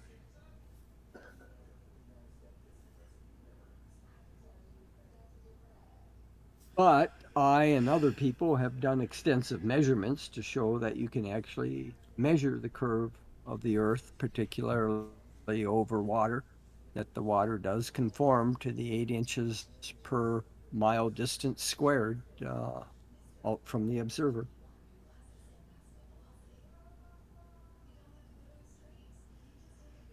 Yes, it does. Certainly You know, does. And we've got all kinds of data that shows that too.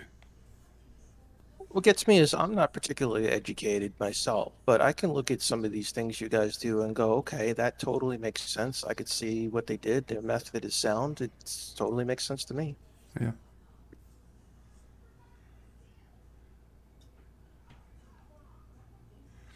Well, it becomes dramatic when you look at something like the causeway over Lake Pontchartrain.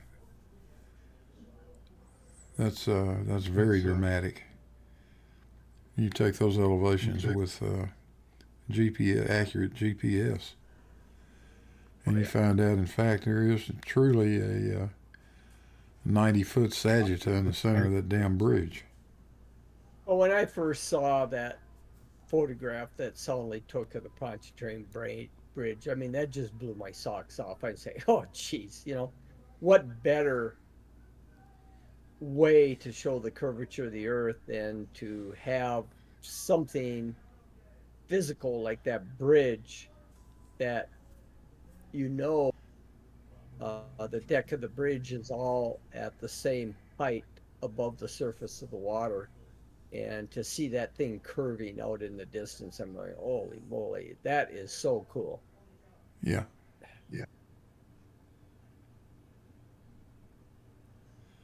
Like the one with the straight run of power lines. That's a good picture too. Yeah. Forget where that is. That's Pontchartrain That's as well. Pontchartrain. Yeah. Yeah, I was thinking maybe it was. In fact, there's two sets of power cables at Pontchartrain, so you have to be a bit careful about identifying them sometimes. Yeah, one set runs east and west.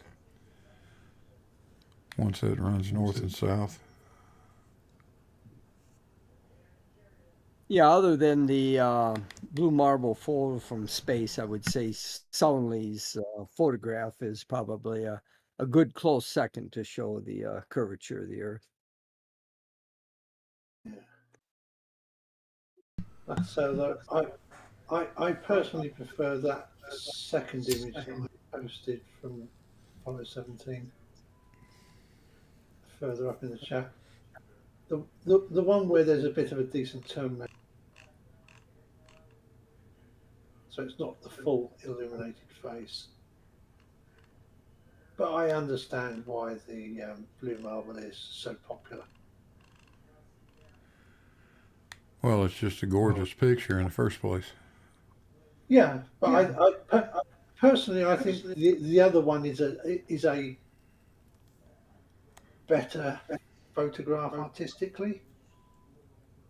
But my opinion. Yeah. They're both damn nice photographs.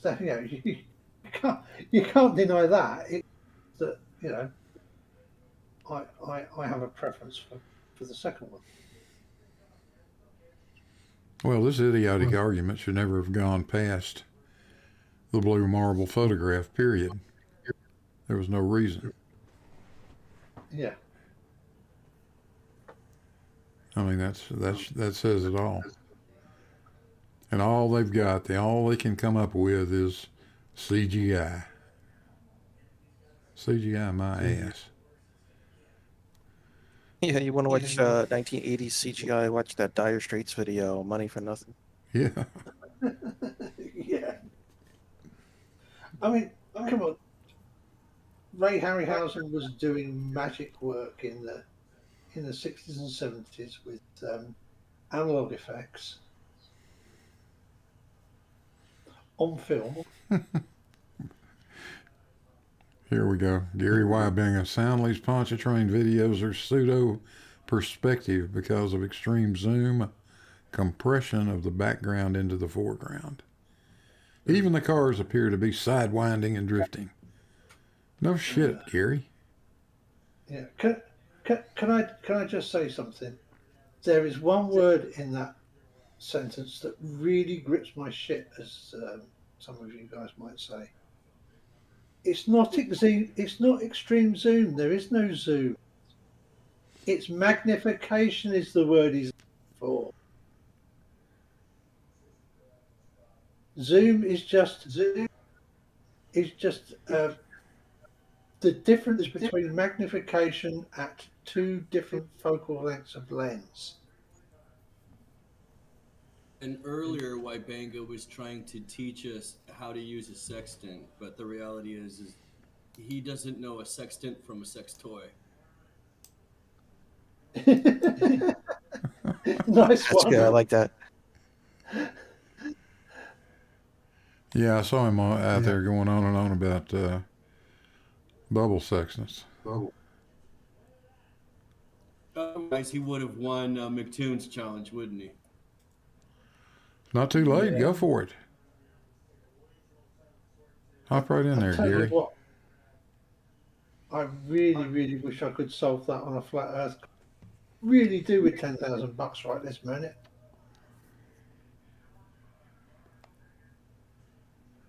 Well, it ain't gonna happen, buddy. No, I know. Just saying, like, you know. Celestial navigation doesn't work the way they say it does. Good night, Tiny Captain. Is he leaving us? Yeah. By they meaning what? All of humanity for centuries?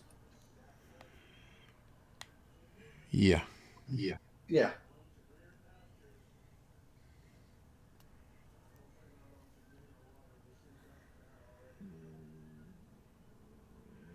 It's amazing.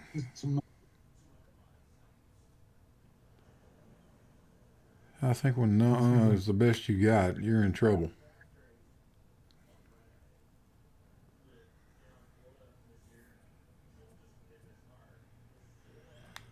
Well, it's not just photographs of Pontchartrain, as beautiful as those are. You take the GPS data and analyze it, see what you get. You get exactly that same damn curve. Walter Bislin modeled that too.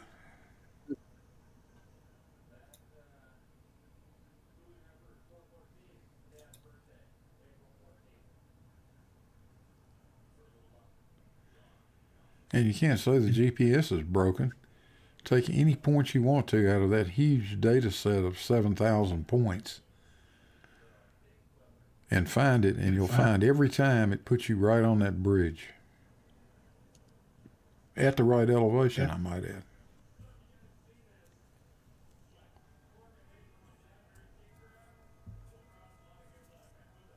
GPS, you mean the ground positioning system?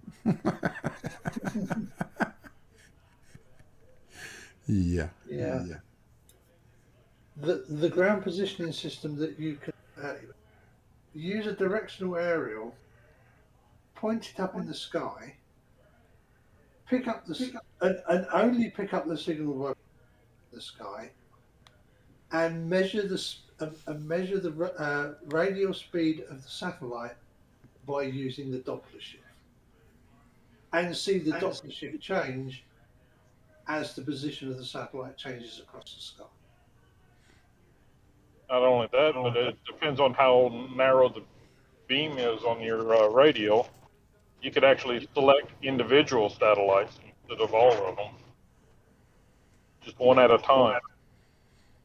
You can do the same thing by putting an antenna out there and just using a pot and putting it about 5 feet away from the antenna, and you could block out one satellite at a time from your GPS receiver.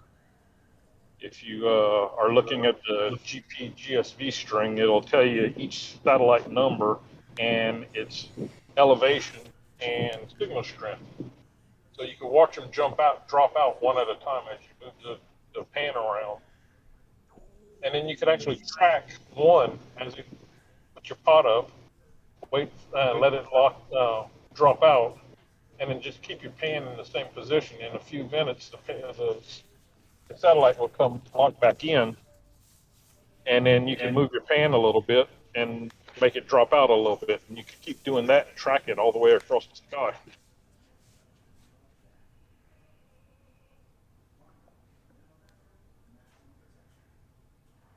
Yeah, Patio Furniture says, or planes at night landing on the runway on the other side of the causeway. Yeah, that's true.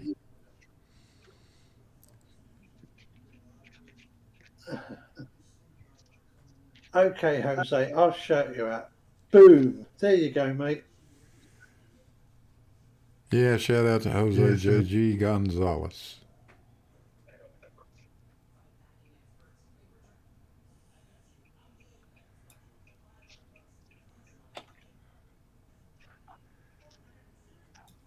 The causeway looks pretty neat, but if when you're driving across on the I-10, Yeah. the power lines is what really looks pretty cool. You only see it for a brief instant, but it really looks cool from driving on the bridge. It could be a passenger in a vehicle.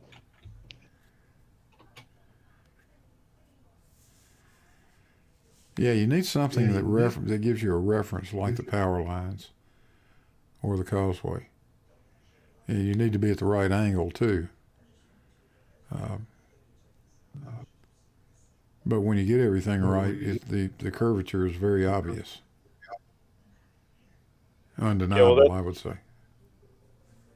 Yeah, that right angle, you're at about the right angle from on top of the I-10 bridge to be able to see the power lines. But the causeway takes a little more effort to get at the right location. Right. So it's not as impressive when you're looking at it from a vehicle. You actually have to kind of get in a decent position on the side of it.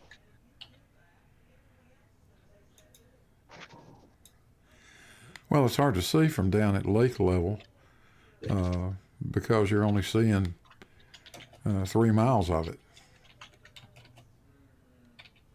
Yeah. So you're not seeing a whole lot of change in the vertically in that thing over that short distance. But if you do what Soundly did, which was go up to like 15th floor, I think, of the Marriott. Something like that. 15th, 17th, something like that. Yeah, now you're high enough up that you can see the whole thing. Now you should be able to see the other end of it. And then the curve reveals itself quite nicely.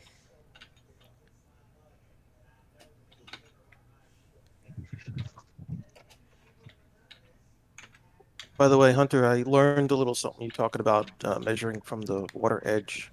I'm going to look more into that. Thanks.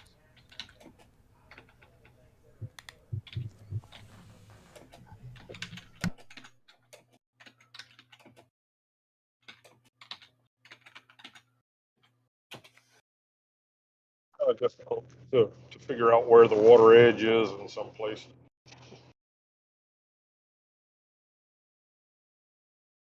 Our coastline in Louisiana is eroding really fast, and so they're all the time wanting to get accurate measurements of what it is at different points.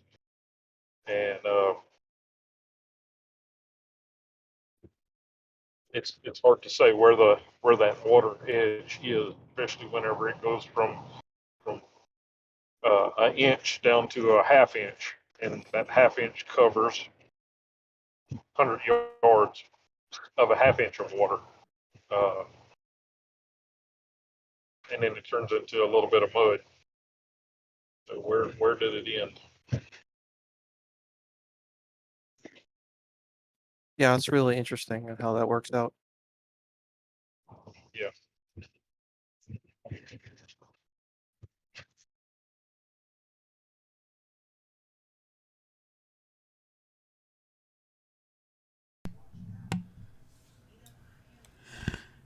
Well, don't forget the like button out there, folks. It's free. If you haven't clicked it, please do. I always forget about doing that. There you go, done it. Very nice, thank you. First thing I did when I joined. Perfect. I think I've been watching too much on the TV through my Roku box on the Roku YouTube app, and for the life of me, I can't figure out how to like a video on there. Shout out So Mr. Malort, who says he's a member for 24 months. Woohoo. Says Blue never sees these, but I still send them. Well, I saw that one. Yeah, I'm sure you usually call out all the big highlighted paid for posts. Yeah, I try to. Won't say I hadn't missed some. I might have, but I try to do a good job of that. Yeah, I mean, if I see one that you haven't mentioned, I'll usually try and bring your attention to it as well when I'm here. Yep. Yes, sir, and I appreciate that very much. Interestingly, the Webb pictures didn't make any waves in the globe cult, seems. Huh.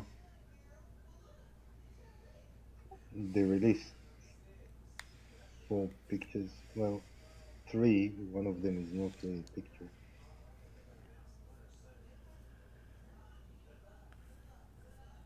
I don't know what you're referring to, Shaky.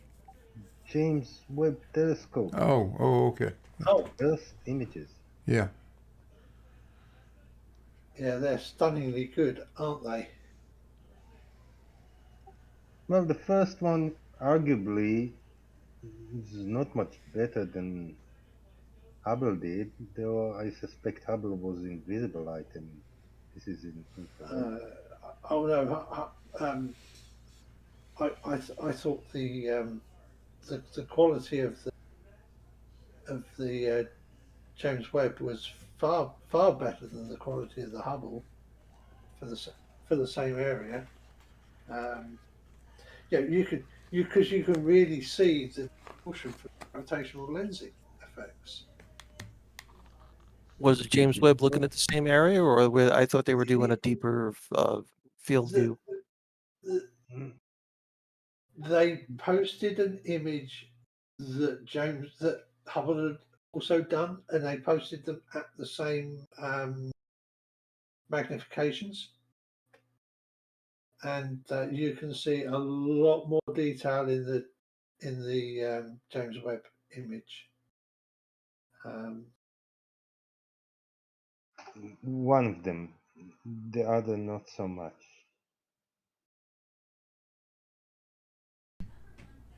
Let me see if I can. I've only seen one. Let me see if I can figure out where to look. I only saw one comparison set of photos, and that was some time back, a few weeks ago. But the difference between what Hubble saw and what James Webb saw was stunning. There was clearly a huge difference. I don't know about these recent things they've just released. Right, here we go. I've grabbed that. Got a bunch of recent ones here. If anybody's interested, I can post them. This was Yeah. the Hubble Jones Webb comparison that I was just talking about. Yeah. With Hubble on top. No doubt, Hubble on top. Yeah. And yeah, and of course, Hubble isn't nearly so good in the infrared as James Webb, because James Webb is an infrared telescope, and the sort of stuff they're looking at here is in the infrared because it's got so much redshift, because we are looking so far back into the depths of space.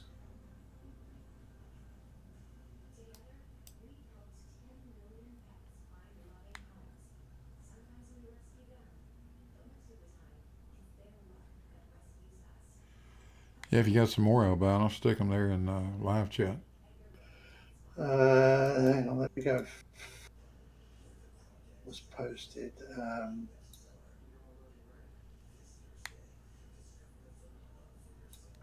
I'm assuming that copying the link from somebody else's Discord server. Thank you, MC Toon. It is handy knowing that there is a chat. Oh yeah, this one is.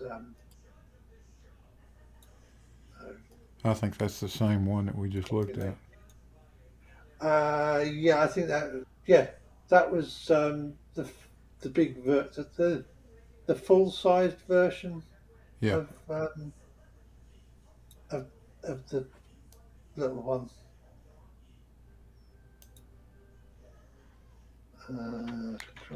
There we go, and that's somebody's zoomed right in, where you can see a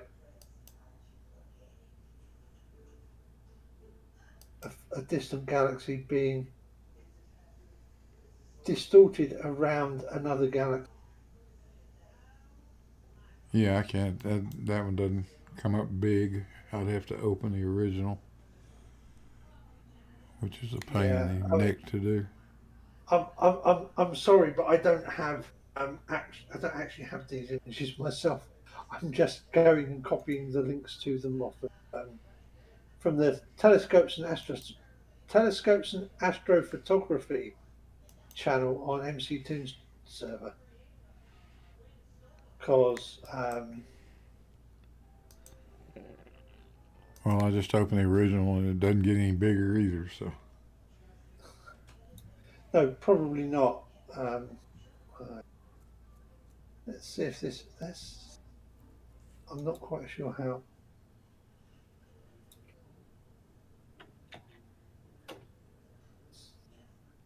Hello, feral cat out in the chat. How you doing? There's also that, which tries to show just how small a section of sky that is. They're saying that square of that image is about the same proportion of sky as a grain of sand held at arm's length. Wow. Yeah, I read that today. That's amazing. Let's play it again.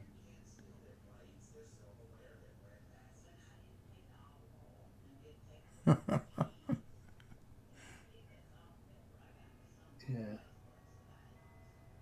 I couldn't put the two together. The images are too large, but that first one's Hubble, and the second one's queuing up now.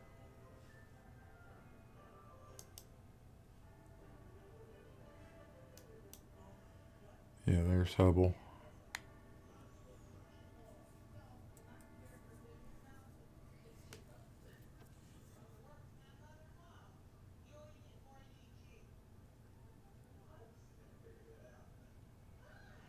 Hubble composite. Oh no, CGI. Yeah, I think there's a bit more detail in the JW one, isn't there? Yeah. Well, it That's the. sees through the dust, Hmm. so of course it will see more. Yeah, that one there I posted is a nice comparison. Yeah, that's infrared. That's the old Hubble. You don't see a lot down in that dust cloud with Hubble. You see all kinds of stuff in it, or on the other side of it, with Webb.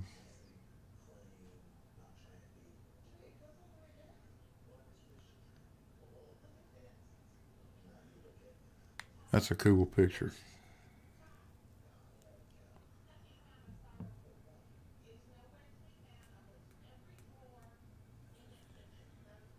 How in the hell do you look at a thing like that and then tell yourself the Earth is flat and space doesn't exist? Oh, that we special. Yeah, I guess the word special does come into play there. Well, as much as I'd love to be special, unfortunately, I'm a infestation living on a tiny rock circling a average size star sitting in the outskirts of a fairly routine galaxy. I don't see much special about it.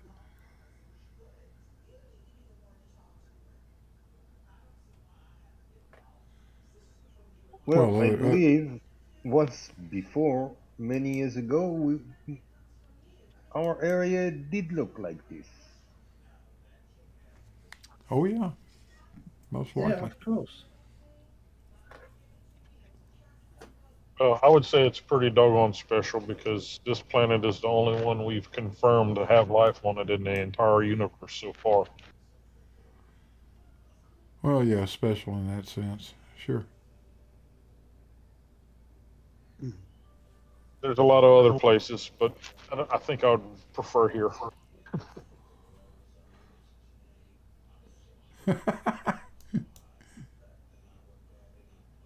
I was wondering where Zod went. There he is. We can now see the forbidden zone. That's funny.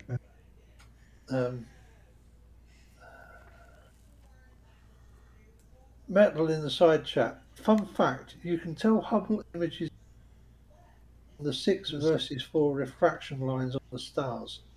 Hubble mirror has 6 struts in front of it, and James Webb has 4.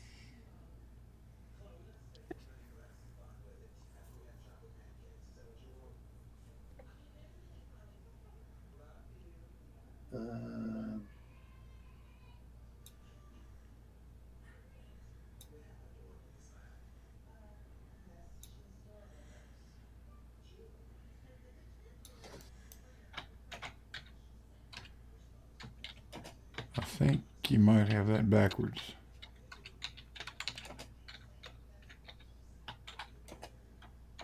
Hey, anyone else old enough to remember them repairing the Hubble and watching it live? Oh yeah.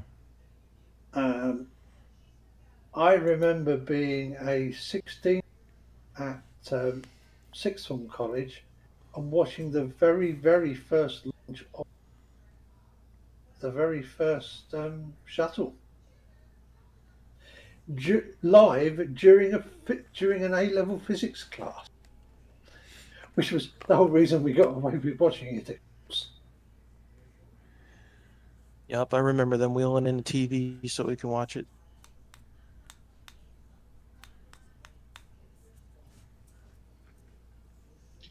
I remember watching the first shuttle disaster live, and then later on, got to participate in the recovery of the second shuttle disaster. Amazing what a few years changes your perspective on some of these disasters. Yeah, some of that wreckage came down out in your neck of the woods, didn't it? It did. We actually did a lot of the acoustic work with multi-beam sonar over in Toledo Bend. We provided 2 boats, 2 crews, and we provided all of the GPS equipment, the software, and some of the sonars for was 4 other boats. They That did all of the was surveys and then picked out all of the targets. And then they had dive boats that would go over and dive on all of the suspected targets. Columbia was what, 2002? Ooh. Got me. I'm not good with years. 2002, 2003, somewhere in there. I think that's about right.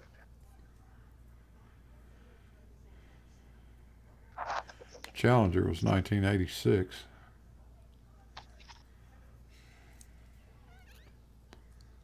Was it that early? I thought it was 90s. No, 86. No, it was in the 80s.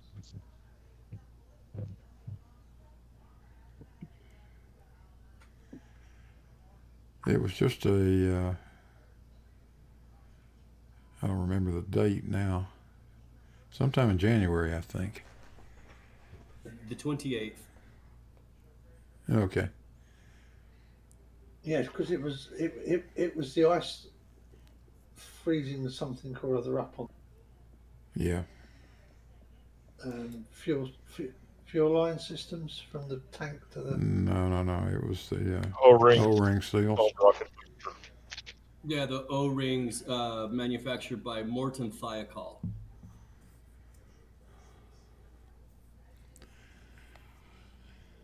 They were accurate about their specs. Huh? They were accurate about their specs. They said don't use them below a certain temperature. Yeah, they were right. They were right. We were involved with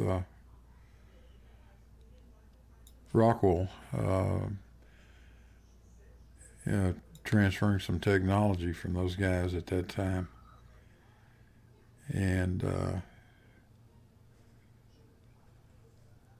they're the guys that had built the turbo pumps and lots of parts and pieces for the shuttle, the engines. And I was out in California 2 weeks after Challenger. And that place was in an uproar because at that point nobody knew for sure what happened to it. There was some thought that it might have been one of the shuttle main engines or some component like that. In fact, I got to watch them test fire a shuttle engine, running some sort of test on it, as a direct result of that accident, because they were looking, I don't know what they were looking for, but whatever. That was interesting. I was going to say, Where did they do the test? Oh, sorry. Up in the hills there above, damn, I got to think about it now, where that northern part of Los Angeles. Jesus.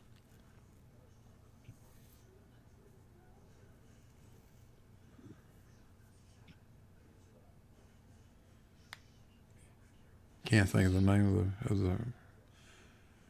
of the town or the city.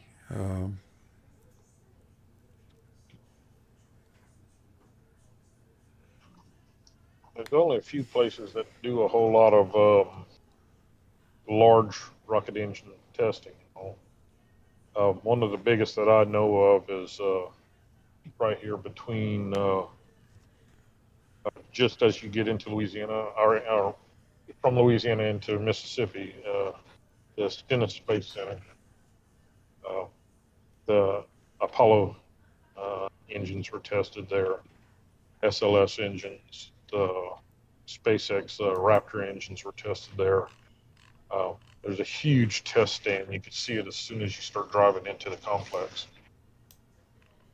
The water towers for the water deluge system. pretty impressive complex there just for testing engines.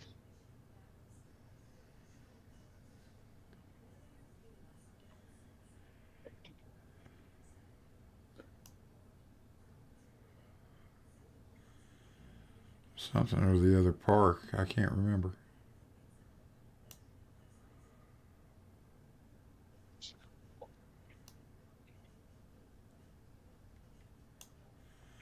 Canoga Park, does that sound right? Say that again? Canoga. Not ringing a bell with me. Ace Fox in the side chat, Blue, is asking Santa Susana? Nah, that's not what it was. A place? Yeah, that's a place, but that's not the place. Okay. Because he says he grew up about 4 miles from the Rocketdyne factory that built the F1 engine and the SSME. And not too far from Santa Susana too.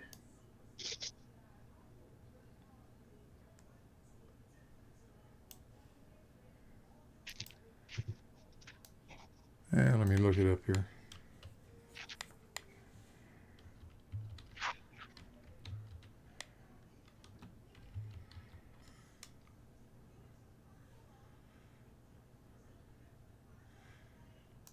Yeah, Canoga Park's where where the Rockwell facilities were. But I think those test stands were on in these mountains up in here.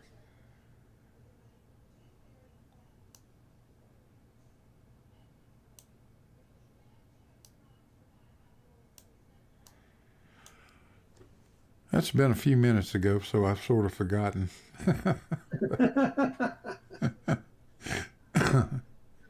What's that, 35, 37 years ago? Yeah, I guess I have forgotten.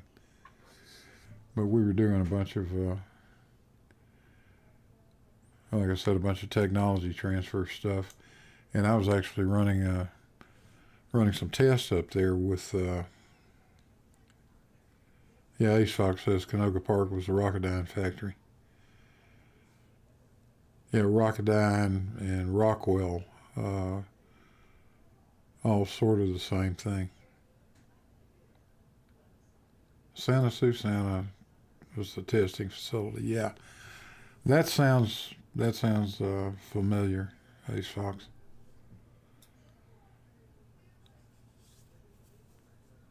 Yeah, we were doing some test work on some high-speed rotating machinery. They had a test facility up in there that we were using.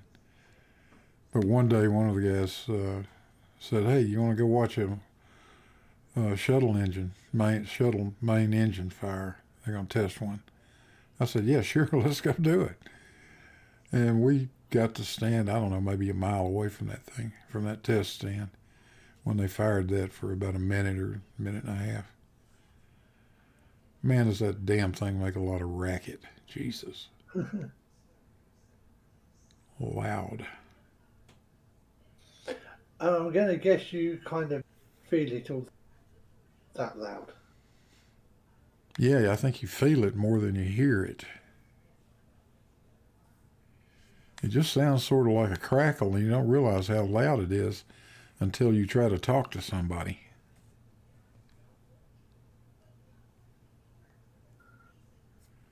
But it's just pure white noise.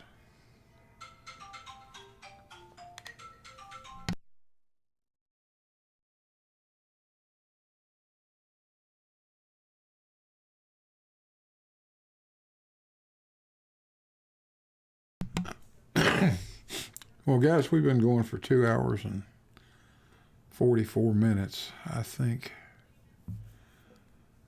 my voice is going away, and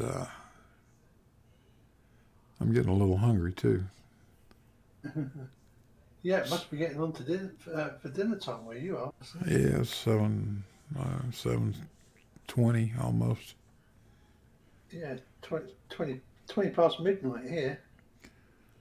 So I think I'll say good night to the YouTube crowd. Thanks for showing up, everybody. I appreciate it. Just felt like doing a live stream tonight. We haven't done one in a couple of weeks.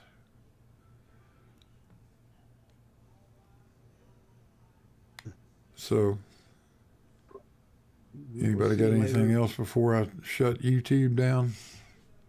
Yeah, I threw one more picture up there for you, Blue. And I was just going to say to Jugsy, when I visited Florida in '96, because when traveling back then I didn't have access to the internet, I wasn't able to discover that the shuttle launch that had been due for the previous week had been delayed by 7 days, and actually it took off while we were there, and I bloody missed it. Oh, well. Not a happy bunny.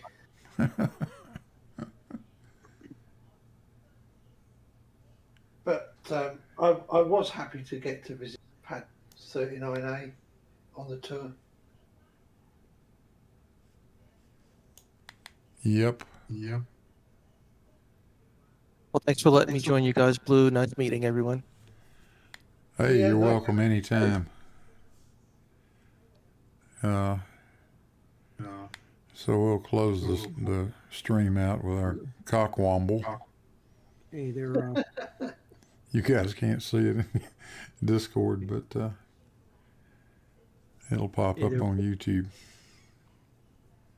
In fact, it did. So, good night, cockwomble.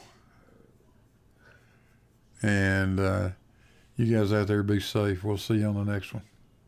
Hey, Blue? Yeah. Yeah, I'd like to apologize on behalf of a BMF server here to SE Montreal that we didn't talk about him and make him the center of attention, but maybe next time.